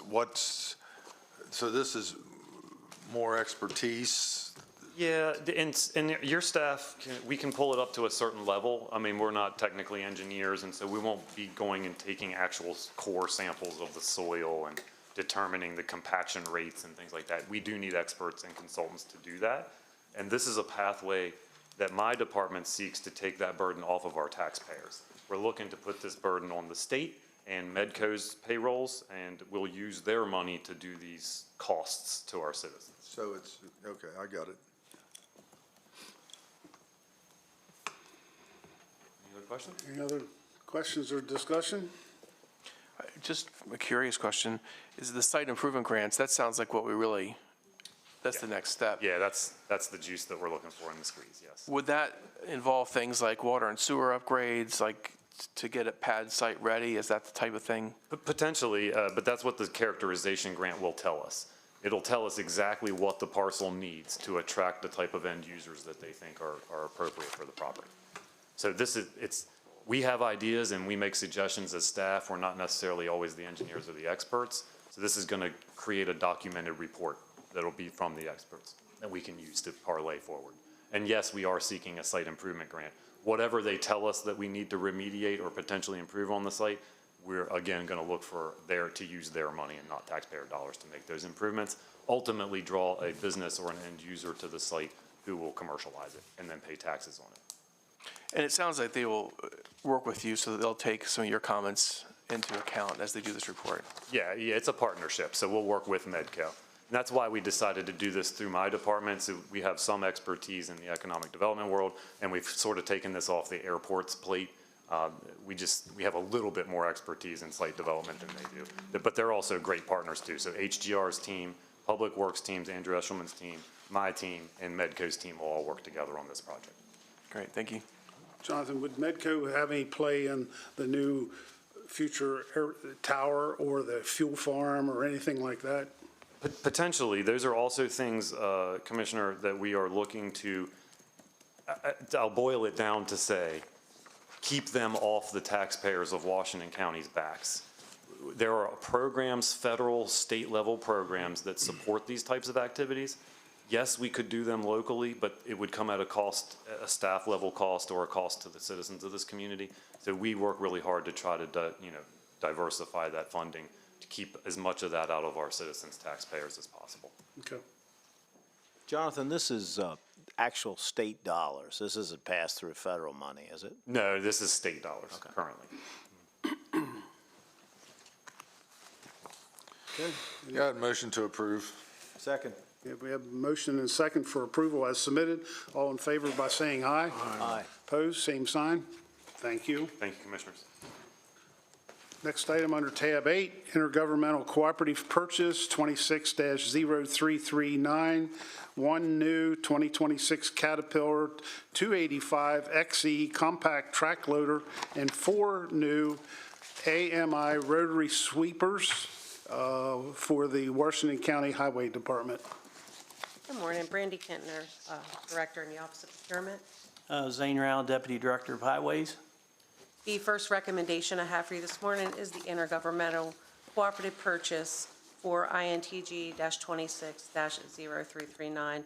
Move to authorize by resolution for the Washington County Highway Department to purchase 1 new 2026 Caterpillar track loader and 4 new AMI rotary sweepers from Carter Machinery Company of Baltimore, Maryland, for a total purchase price of $215,754 for the track loaders and $71,876 for the sweepers. We're also going to be utilizing a cooperatively bid contract that was awarded by Sourcewell. The new Caterpillar tractor loader will be replacing one 2003 Freightliner FL80 hook truck with 47,000 miles, one 1989 guardrail post driver with 1,161 hours, and one 1989 John Deere dozer with 2,000 hours. And the 4 new rotary sweepers will replace 4 self-contained sweeper units that are of high maintenance. The Code of Public Local Law of Washington County provides that the Board of County Commissioners may procure goods and services through a contract entered into by another government entity as long as we abide by the same terms and conditions of that contract. The economies of scale do provide a great savings for this purchase. Funding is available in the department's capital improvement budget for this purchase.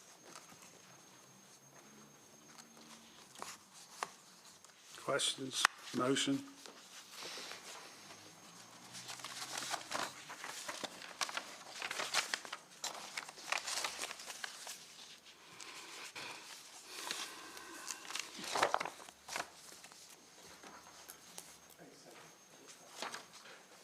It says replacing a vehicle that had 47,000 miles on it? Yes. It meets or passes the county guidelines for replacement.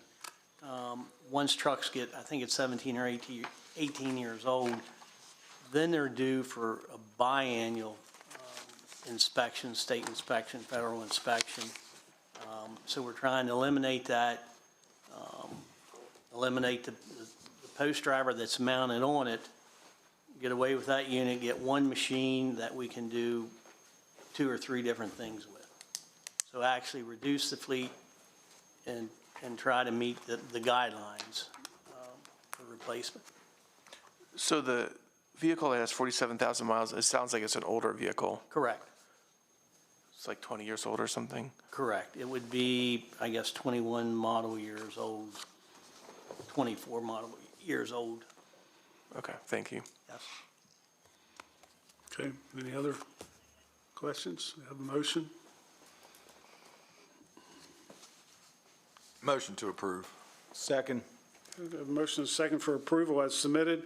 All in favor by saying aye. Aye. Opposed? Thank you. Next item under tab 9 is intergovernmental cooperative purchase 26-0340, 7 Bingle boom mowers model RT50D-SW for the Washington County Highway Department. The next recommendation I have for you is the intergovernmental cooperative purchase, INTG-26-0340. Move to authorize by resolution for the Washington County Highway Department to purchase 7 Bingle boom mowers from Stevenson Equipment of Hagerstown, Maryland, for a total of $141,342.46. We're also asking to utilize a competitively bid contract that was awarded by Sourcewell. The new mowers will replace existing brush heads designed for heavy brush and small trees. The Code of Public Local Law of Washington County provides that the Board of County Commissioners may procure goods and services through a contract entered into by another government entity as long as we abide by the same terms, conditions, and pricing of that contract, and we are doing so by utilizing this contract. The county will benefit with a direct cost savings due to the economies of scale the contract has leveraged. The department has budgeted for this purchase in their capital improvement account. Okay, any questions?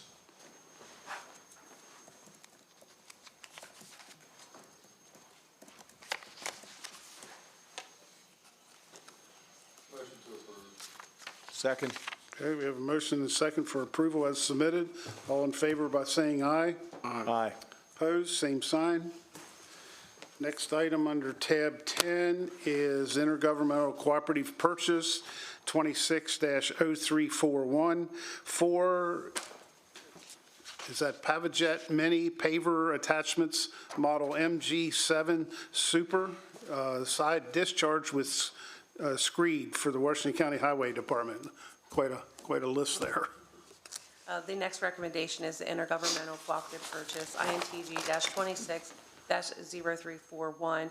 Move to authorize by resolution for the Washington County Highway Department to purchase 4 Pavajet Mini Paver attachments from AG Industrial out of New Holland, Pennsylvania, for a total purchase price of $221,821, and to utilize a competitively bid contract that was awarded by CoStars. The mini pavers will replace 2 Leeboy maintainers, one 1994 with 2,350 hours and one 1999 with 2,000 hours. The 4 Pavajet units will be used along with the compact track loaders for all 4 highway locations. The Code of Public Local Law of Washington County provides that goods and services may be procured through a contract entered into by another government entity as long as we abide by the same terms, conditions, and pricing of that contract, and we are doing so by utilizing this contract. The county will benefit with a direct cost savings due to the economies of scale, and the department has budgeted for this purchase in their capital improvement budget.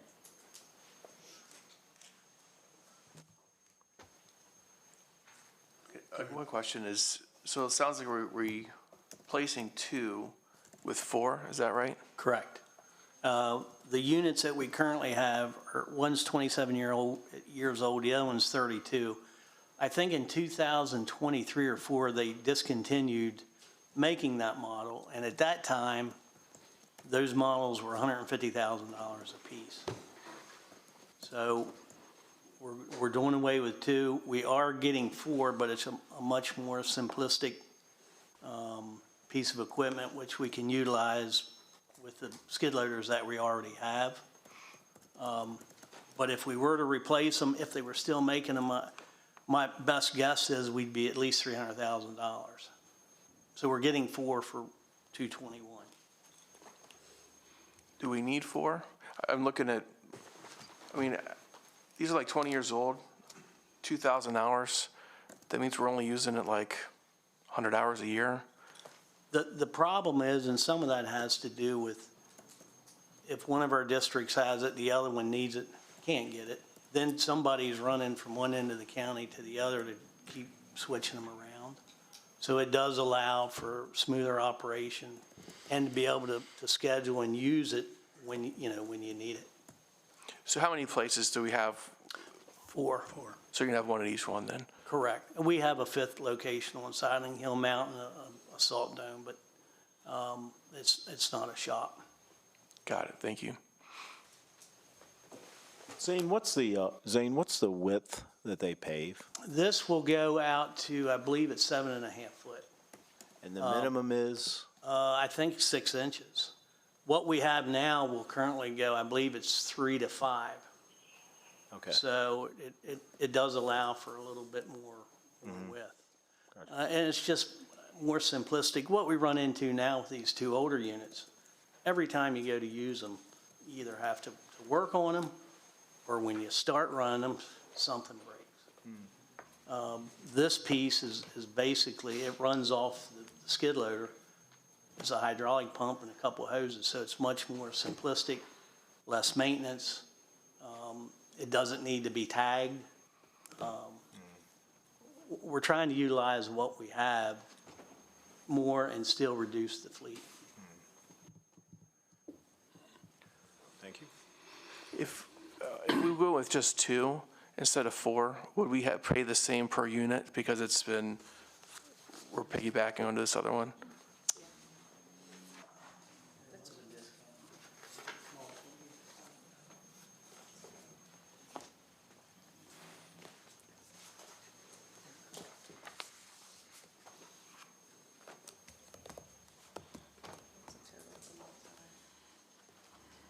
We'd have to look at the contract, see what the actual breakdown, it's just this total for a multi-discount. So for ordering multiple units, it could break down with 2, it could be a little more, but I don't know that to be exact in the contract. I could look if you want that answer. But it looks like we did, for getting 4, we got a discount. I don't know how it would look for 2.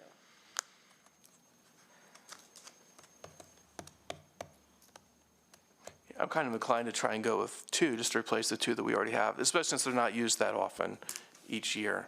But I don't want to pay a lot more per unit if it's. Right. Well, and like I said, it's the incidentals. It's the running from one end of the county to the other, not that ability to have it when you need it and to schedule. And they're a pretty simple, basic unit. Myself and a supervisor went up to Pennsylvania to a township and saw it operate under the exact same circumstances, roads that we have, what we would be doing with it. It surprised us. I do have some videos I could send you all if you're interested in seeing the actual operation.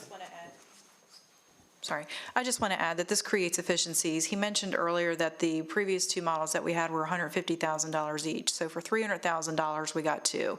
For $200,000, $221,000, we're able to get 4 of them, and we're able to create efficiencies throughout the county if we're able to place them at all of our different shops in the western section, eastern section, southern section, and northern section.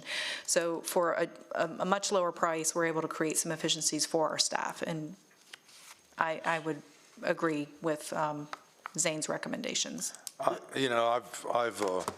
heard, I guess, appreciate your concern on that, Neil, but I've heard enough of reasons why I'd motion to approve 4.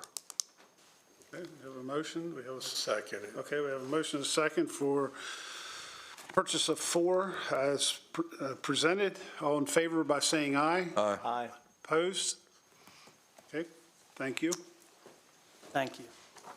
Next item under tab 11 is Sole Source Procurement Award, PUR 1833 for Peer Recovery Specialist. Randy Kentner, Director of the Office of Procurement. Megan Willis, Director of the Day Reporting Center. The next recommendation, and I'm not sure if the correction was made, but it said correction, but this is in fact not a correction. Sole Source Procurement Award, PUR 1833. Move to approve a sole source award to Recovery and Rise in the amount of $64,500 for peer recovery specialist services at the Day Reporting Center as approved under the Governor's Office of Crime Prevention and Policies Day Reporting Center Expansion Grant for a period of July 1st, 2026 through June 30th, 2027.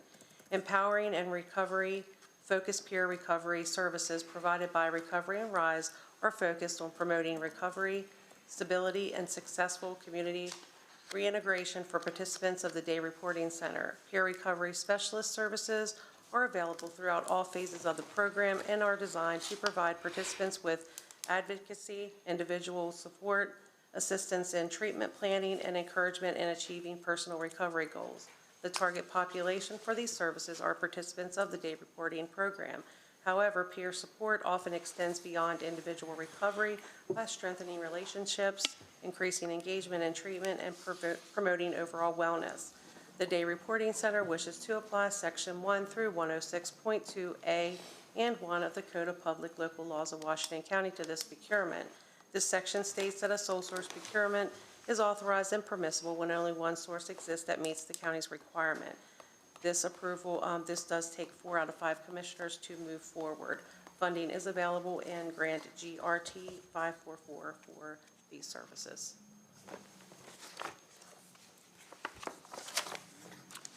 That's a state grant? Yes. That grant program is a state program, correct? That's what I thought. Okay. Motion to approve. Second. Okay, we have a motion and a second for approval as submitted. All in favor by saying aye. Aye. Opposed, same sign. Next item is sole source procurement award, PUR 1834, for mental health case management program, adults and older adults. The next recommendation is a sole source procurement award, PUR 1834.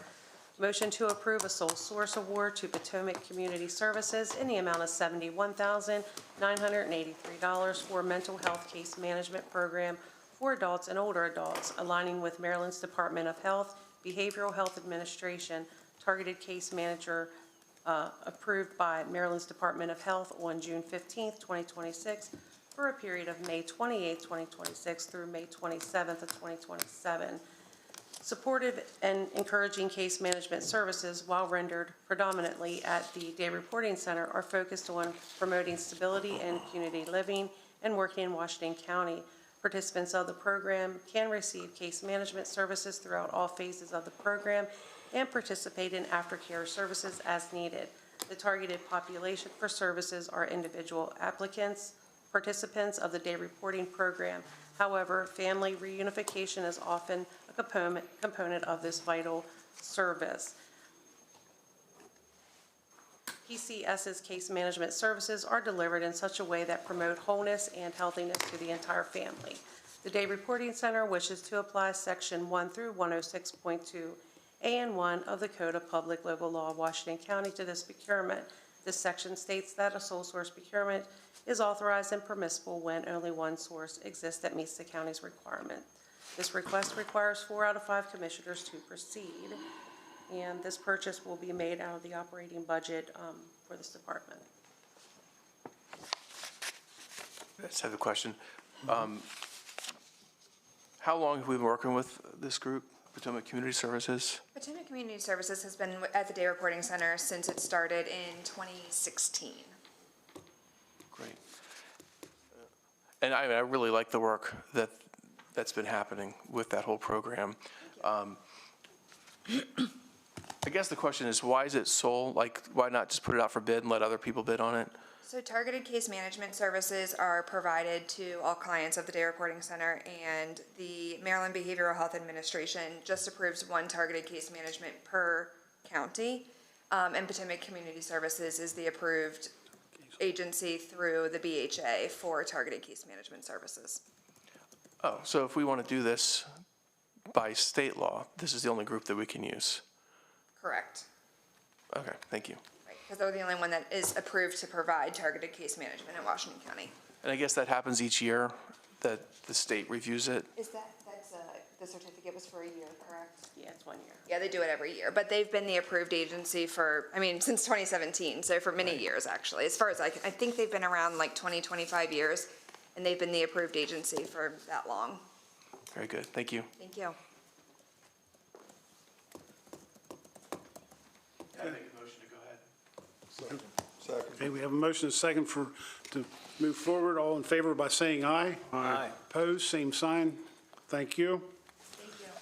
Next item under tab 13, contract award PUR 1789, county office building and circuit courthouse elevator replacement. Randy Kentner, Director, Office of Procurement. Andrew Eshelman, Director of Public Works. The next recommendation is a contract award, PUR 1789. Move to award the contract for the county office building and circuit courthouse elevator replacement to the responsible firm, Callis Contractors, out of Hagerstown, Maryland, with the lowest bid of $1,586,100. The project consists of elevator replacement work in two buildings, the county office building located at 3335 West Washington Street and the circuit courthouse building located at 95 West Washington Street. Each building site includes the demolition and replacement of two elevators in their entirety. The work includes the fabrication and installation of replacement elevators, building modifications to accommodate the new elevator system, and the necessary electrical, plumbing, and mechanical equipment, materials, and labor to install and operate. The invitation was posted on the county's new online bidding site and the state's eMaryland Marketplace website. 9 companies downloaded the document. 8 companies were present at the pre-proposal, and we did receive 2 bids. Funds have been budgeted in a capital improvement plan for this purchase.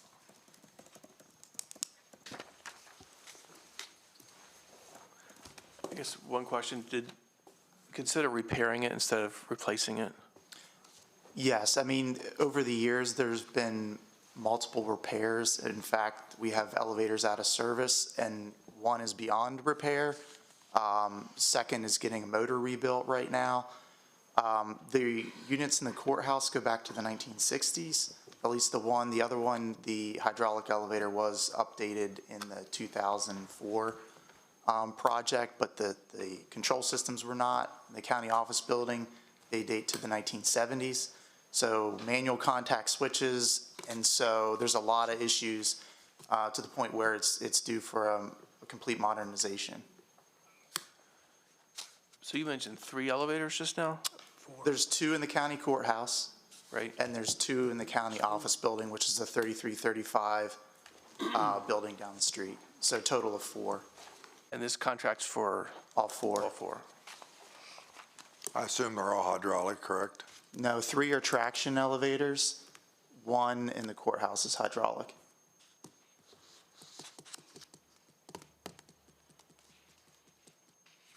There's been a significant amount of downtime on the elevators in the last few months and even the last few years, which creates ADA issues and accessibility issues for visitors who have mobility problems.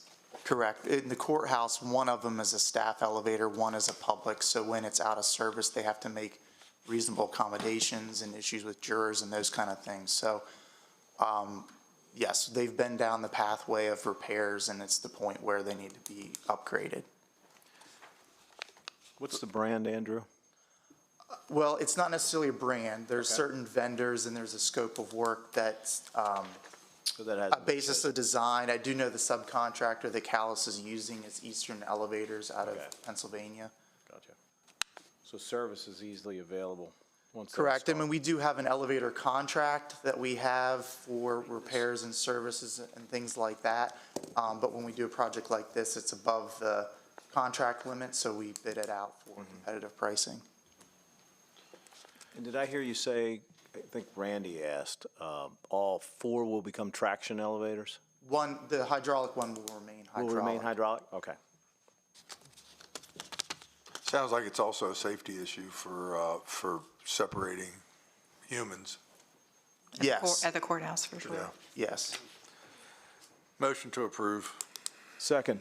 Okay, we have a motion and a second. Before we vote, I'm going to abstain. More than likely, there's some electrical involved, and full disclosure, I'm just going to abstain, so. I just have a question. How much in repairs are we paying each year for these elevators? I did pull that information. I mean, it's substantial. Again, it kind of fluctuates because there's the annual maintenance, but then right now, when you're doing a motor rebuild, that could be tens of thousands of dollars. By the time you add up all of the work, the crane rentals, everything that's involved. So we're doing a motor rebuild right now? Correct. With one of the 4? Yes. Because we don't have any in service at the county office building. At 3335, correct? Correct. So would it make sense for us not to replace the one that's getting a motor rebuild? It still needs to be replaced. It's only the motor. You still have all the old controls, everything else associated with it. And in fact, what happens, some things get out of alignment. So this is actually the second time we rebuilt the motor. It becomes an ongoing issue when the other systems aren't upgraded at the same time. There's alignment issues with how everything gets oriented in the elevator shaft. I mean, not my area of expertise, but there's been lots of meetings and discussions about what we need to do with this because we recognize it is a big cost item. But that's where we've kind of kicked the can long enough. It's the point where it needs to be And both those fully elevators are upgraded. down, correct? Correct. The other one, out of service because we got to the point where on that one, it wasn't a motor rebuild. There's a lot of other things, and you just start getting to the point where you're spending tens or even hundreds of thousands of dollars to upgrade these things, and you still have a system that's not fully modernized. And we have I mean, three, again, we have 3 floors there, correct? So we've got, or is it Right, 2 4 if you count the 4. basement, yeah. So we have people going up and down, walking up and down 3 and 4 floors in 100-degree weather. It's been challenging. So even if we were to sell or get rid of the courthouse, if we build a new one, you would still have to have an elevator that works. Correct. All these buildings, I don't think, again, you'd have to look at the code, but I don't think there would be any provision because of the size of the buildings and the square footage on each one that you could get around that. But because they're public buildings, we're required regardless. Thank you, I appreciate it. Okay, any other questions? Do we have a motion? You got a first and a second. Okay, ready to call for the vote? All in favor by saying aye? Aye. 1 abstention. I'm abstaining. 4-0 and 1. Thank you.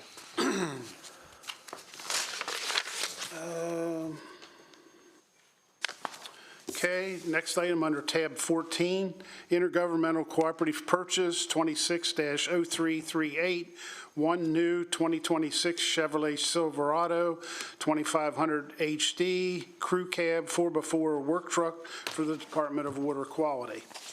Randy Kentner, Director of Procurement. David Mason, Interim Director of Environmental Management. John Slaughter, Stormwater Management, NPDS, MS4 Manager. The next recommendation is an intergovernmental cooperative purchase, INTG-26-0338. Move to authorize by resolution for the Department of Stormwater Watershed Services to purchase one new 2026 Chevy Silverado crew cab work truck from Greencastle Chevrolet of Greencastle, PA, for a total amount of $54,530.15, and to utilize another jurisdiction's contract that was awarded to CoStars. The new truck will be assigned to the department's stormwater inspector. The stormwater inspector's current truck will be assigned to the stormwater maintenance worker, which is a new position, since it has a lift gate and toolbox necessary for completing stormwater pond maintenance. The Code of Public Local Law of Washington County provides that the Board of County Commissioners may procure goods and services through a contract entered into by another government entity as long as we abide by the same terms, conditions, and pricing of that contract. Due to the economies of scale, we have quite a price savings on this vehicle. Funds have been budgeted in the department's operating budget for this purchase. Motion to approve. Second. Okay, we have a motion and a second for approval as submitted. All in favor by saying aye. Aye. Opposed, same sign. 5-0. Thank you. Next item under tab 15, rescind of award and request for re-advertisement, PUR 1800, hauling of scrap tires at the 40 West landfill for recycling. The last item I have for you today is the rescind and award and request for re-advertisement of PUR 1800.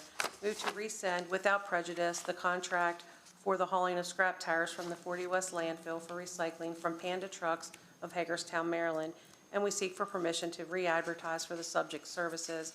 We are requesting a rescission of this contract due to the vendor not providing several requirements of the contract. The board did approve this contract on June 9, 2026, for a total sum of $108,795. Again, asking to rescind the award and re-advertise. Motion to approve. Second. Okay, we have a motion and a second for rescinding. All in favor by saying aye. Aye. Opposed, same sign, 5-0. Thank you. Next item under tab 16, bid renewal reevaluation, PUR 1742, electronics recycling.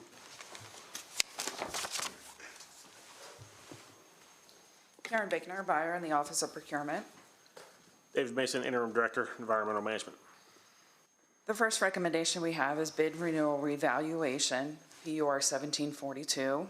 Move to renew the contract for electronics recycling with EACR Incorporated of Lakewood, New Jersey, based on its letter dated May 20th, 2026, requesting an increase for fiscal year 2027 as outlined below. The vendor is requesting this increase due to increases in diesel fuel and supply costs. On June 30th, 2026, the board requested more information regarding this requested increase from the vendor. While this particular service does not fall in any existing category on the Consumer Price Index or the Producer Price Index, we contacted the U.S. Bureau of Labor and Statistics for confirmation and guidance. After speaking with representatives from both CPI and PPI, it was confirmed that this service does not fall into any of their established categories. However, they offer guidance on how to approach a comparison. They suggested we look at fuel and labor as benchmarks. For reference, the Consumer Price Index for fuel currently sits at 37.8%. Upon further investigation, a comparison of the current bid submittals received as a result of the 2025 solicitation showed continued savings even with this request for an increase. Initially, the department experienced significant savings per year upon awarding this contract. And funds have been approved in the FY27 operating budget for these services.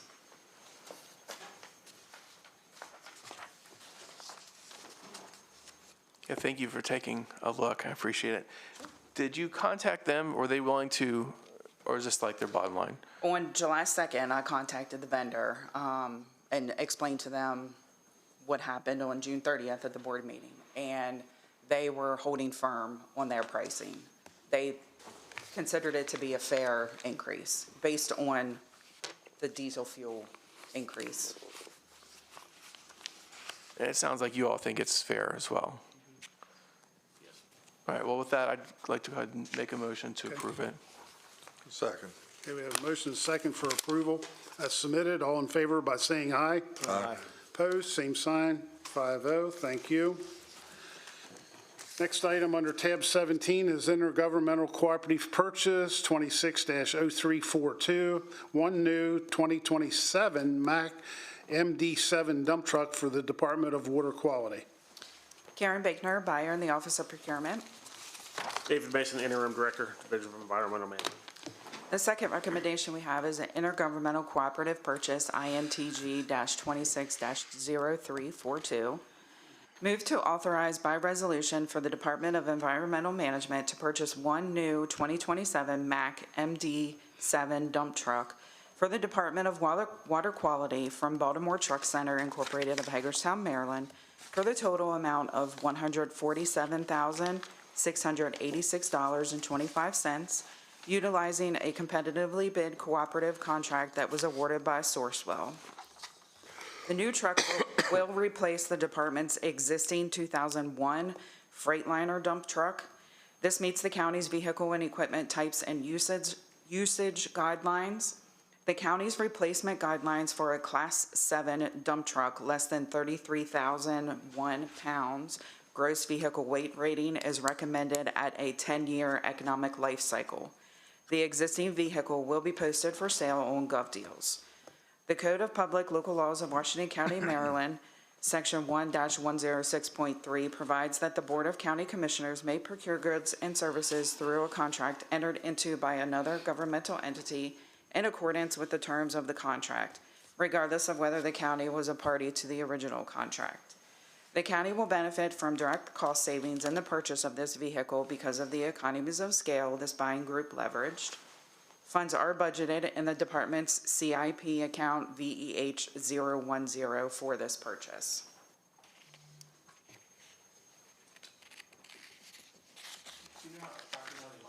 Sorry. Do you know approximately how many mileage, what the mileage is in the whole car? No, I do not, off the top of my head. But we're at, 25 years old, and it gets used a lot. Well, that's my question. Does it I'm get used a guessing lot? if it's not over 100,000 miles, it's probably pretty close to 100,000. So it's around 100? All right, thank you. Dave, is that Freightliner single or double axle? That should be a single axle. Is it? Any idea what its value is? No, I don't. to piggyback on that, if we were to buy this new car, what would we do with the old one? Would we sell it? We sell it on Gov Deals, yeah. Okay. Thanks. Okay. Motion to approve. Second. Okay, motion and second for approval as submitted. All in favor by saying aye. Aye. Opposed, same sign, 5-0. Next item under tab 18 is bid award, rescind, and award PUR 1807, ground maintenance chemicals for various county departments. Karen Bickner, buyer in the Office of Procurement. Brian Bowers, Assistant Superintendent, Black Rock Golf Course. The last recommendation we have is bid award, rescind, and award PUR 1807. Move to rescind without prejudice the awarded contract for item number 8 only from Landscape Supply LLC and award this item to the responsible company, Optera Solutions Incorporated, with the next lowest bid that meets the specification as indicated on the bid tabulation summary. The county received notification from Landscape Supply LLC on July 6, 2026, that their bid price for item number 8 on their original submission was incorrect. The vendor stated that they cannot hold that price and will have to forfeit this award to the next low bidder. The county originally accepted bids on May 20th, 2026. The invitation to bid was advertised on UNA, the county's online bidding website, and on the State of Maryland's eMaryland Marketplace Advantage website. 9 persons or companies viewed the bid document online and 7 bids were received. This contract provides the chemicals needed for the Black Rock Golf Course, County Highway Department, and Department of Water Quality. The City of Hagerstown may also utilize this contract.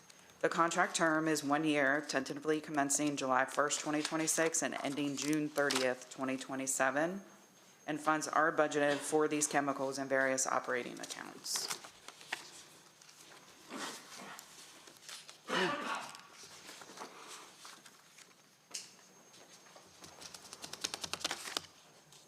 Motion? Is that a motion? Motion approved. Second. Okay, we have a motion and a second for approval as submitted. All in favor by saying aye. Aye. Opposed? 5-0. Thank you. Tab 19, contract award 26-02, MS4 impervious acre credits.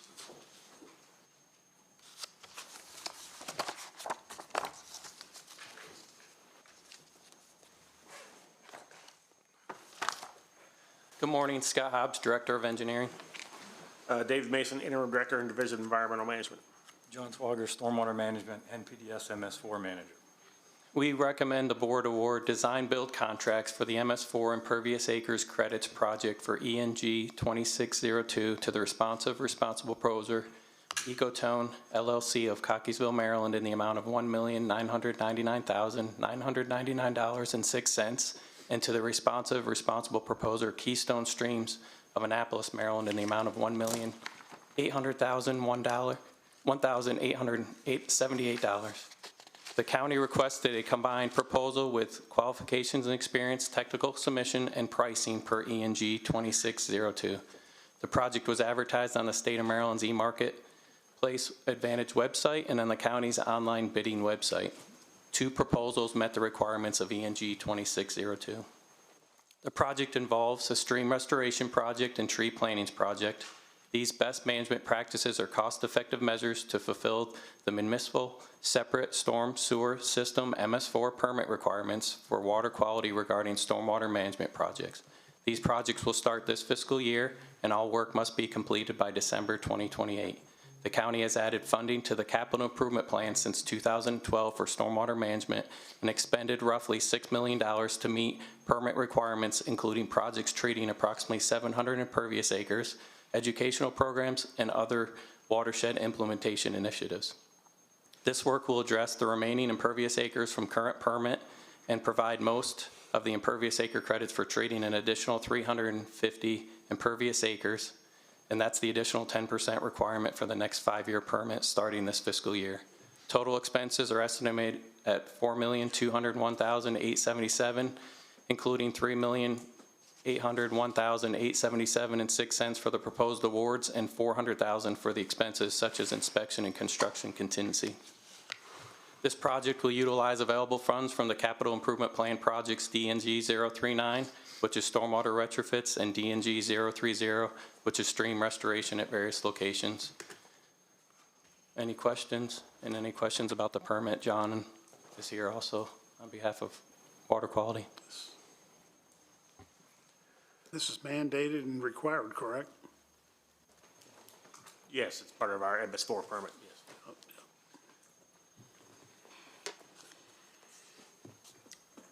Motion to approve.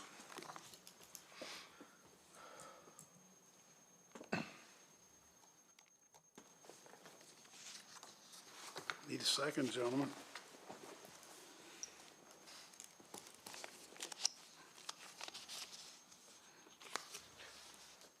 Can we continue in discussion? With a second. Yeah, we need a second All right, first. I'll second it for the purposes of discussion. Okay. It is required that we do it. And this is for the stormwater for the county, or does it have anything to do with our water treatment for septic, or? Strictly stormwater management to meet our NPDS requirements. Okay. For the state of Maryland. And this has nothing to do with development either. It's just, It's just for treatment of the impervious areas in the county that don't have adequate stormwater treatment. So we're allowed to do stream restoration and tree plantings to offset that. So new development would have their own stormwater that helps us out, but we have to take care of the older developments that don't have any current stormwater or insufficient stormwater. Does this include retention ponds or not? Stream plantings only, or? This specific project is about tree plantings on a site and stream restoration. Other projects in this program include stormwater pond retrofits and other things. Yeah, over the years, we've done several projects for tree plantings and stream restorations, mostly on county properties. And now this is just going the next step, which is opportunities for some private lands, being able to make sure we meet our permit requirements.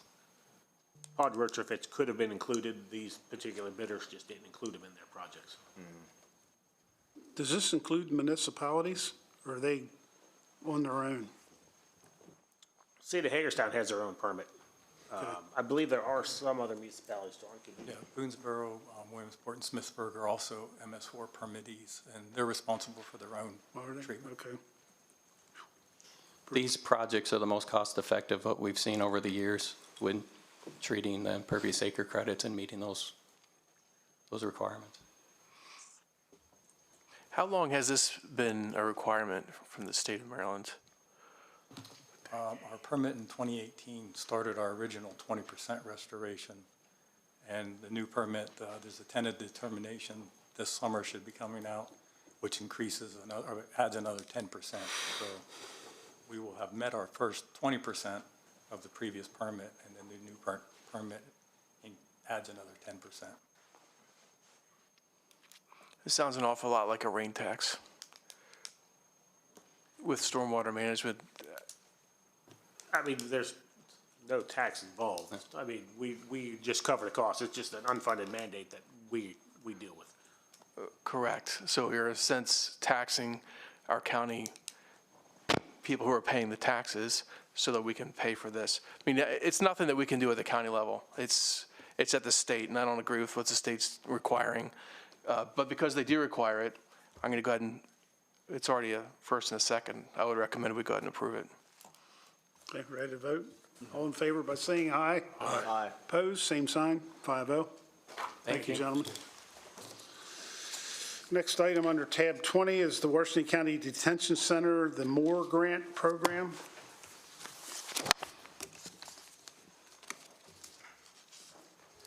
Carson Arens, Senior Grant Manager, Office of Grant Management.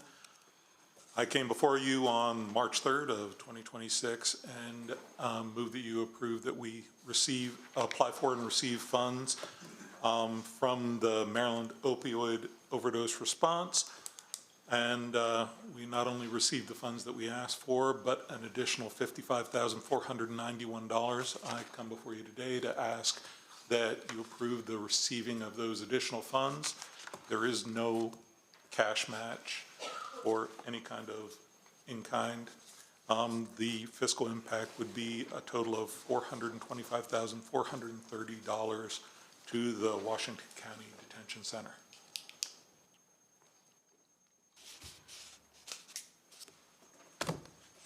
Better than expected. Yes, sir. Motion to approve. Second. Okay, we have a motion and a second for approval as submitted. All in favor by saying aye. Aye. Opposed, same sign. Thank you. Thank you. And next up, what we've all been waiting for, under tab 21 is agricultural. And this week of Ag Expo is not any more time-fitting and sensitive, Faces of Farming presentation. Good morning, Commissioners. Kelsey Cato, Agricultural Business Specialist with the Department of Business and Economic Development. This month's Faces of Farming video features a local farm that has grown far beyond traditional agriculture. From genetics and animal boarding to artisan cheese making, this farm has discovered a unique niche market and creative ways to share local products and their passion for agriculture with our community. PR, could you please play the video?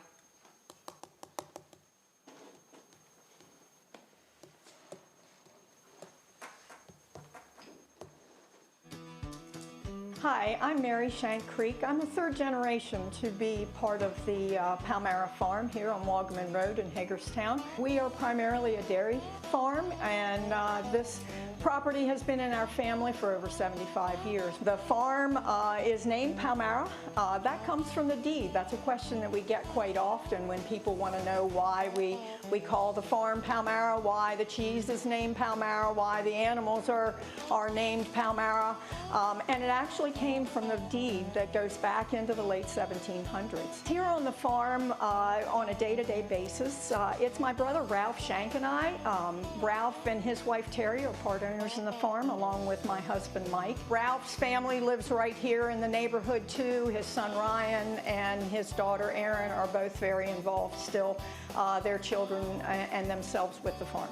We do have now some niche markets that we service. Not only do we milk cows, sell that milk, and we use some of that milk to make our cheese with, but we also specialize in doing genetics and selling breeding stock to other breeders. One of the other things that we do is board cattle for other people. We have quite a few clients from around the tri-state area that still want to have a part in agriculture, but they don't have the time, the job, the facilities to be able to do that. So they actually bring their cattle here, and we care for them and help them develop those cattle along the lines and to meet the goals that they want to achieve with their animals. We also participate in the 4-H lease program here at Palmyra Farm, and that allows other families or with kids that are interested in agriculture or having a 4-H project and being part of the 4-H program, the opportunity to lease a calf from here at Palmyra Farm, to work with it through the summer, to gain some responsibility in its management and its care and its training, and then get to take it to the Washington County Ag Expo or maybe even a Maryland State Fair if they're really enthusiastic about their project. We get to work with new young people that might be interested in agriculture and expose them to what we do, and it also, the young people get to have the opportunity to maybe do something they otherwise didn't have the access to. We've had a lot of success developing some special animals. We've developed some special males, some bulls, that have contributed greatly to the Ayrshire breed, which is the kind of cows we specialize in. But more exciting than that are the females that we've developed. And you'll see on the sign behind me is our cow named Ruth. We were very fortunate in the way that she developed. She was able to compete on the national level. She was very successful, and she was national champion 2 years in a row.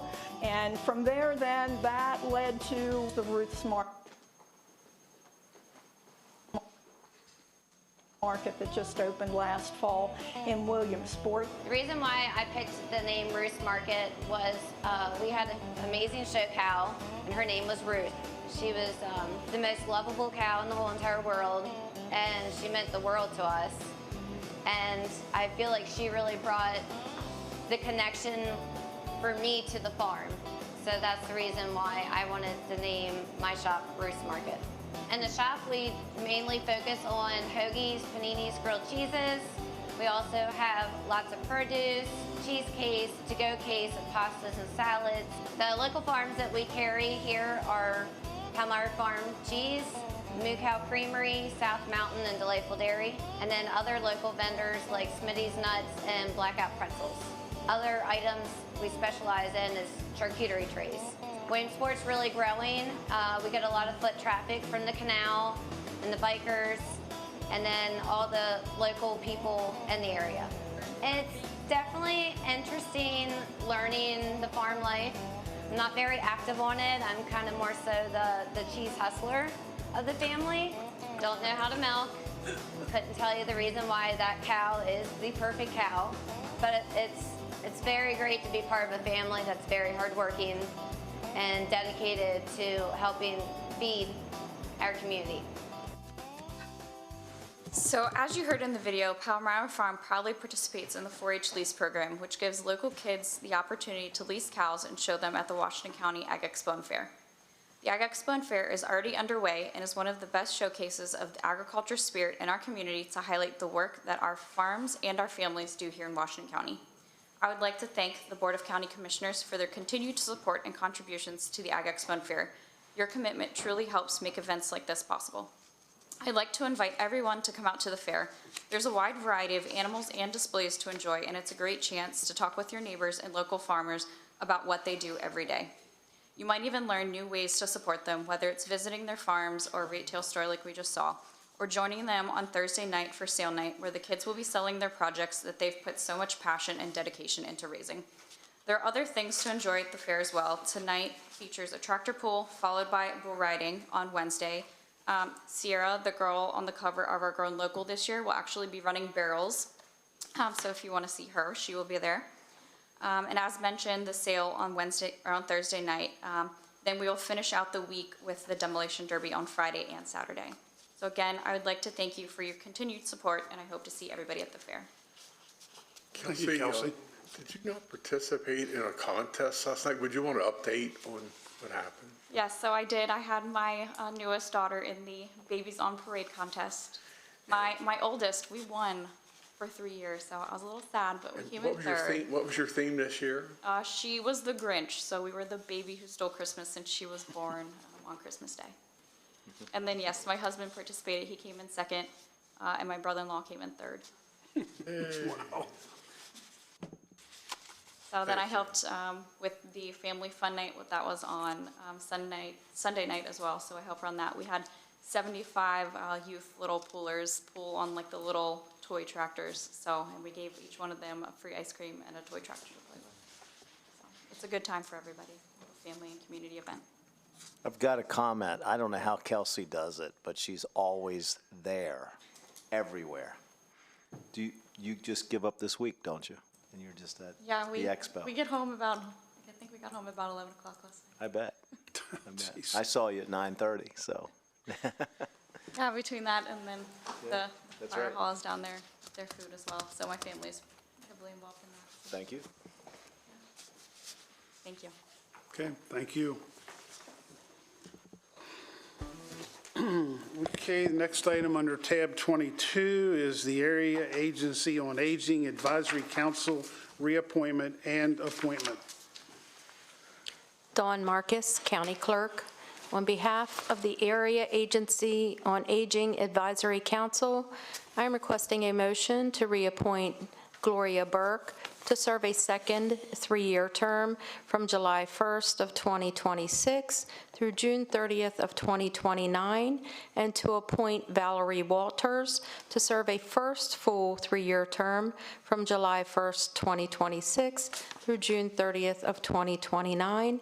This is not a paid board.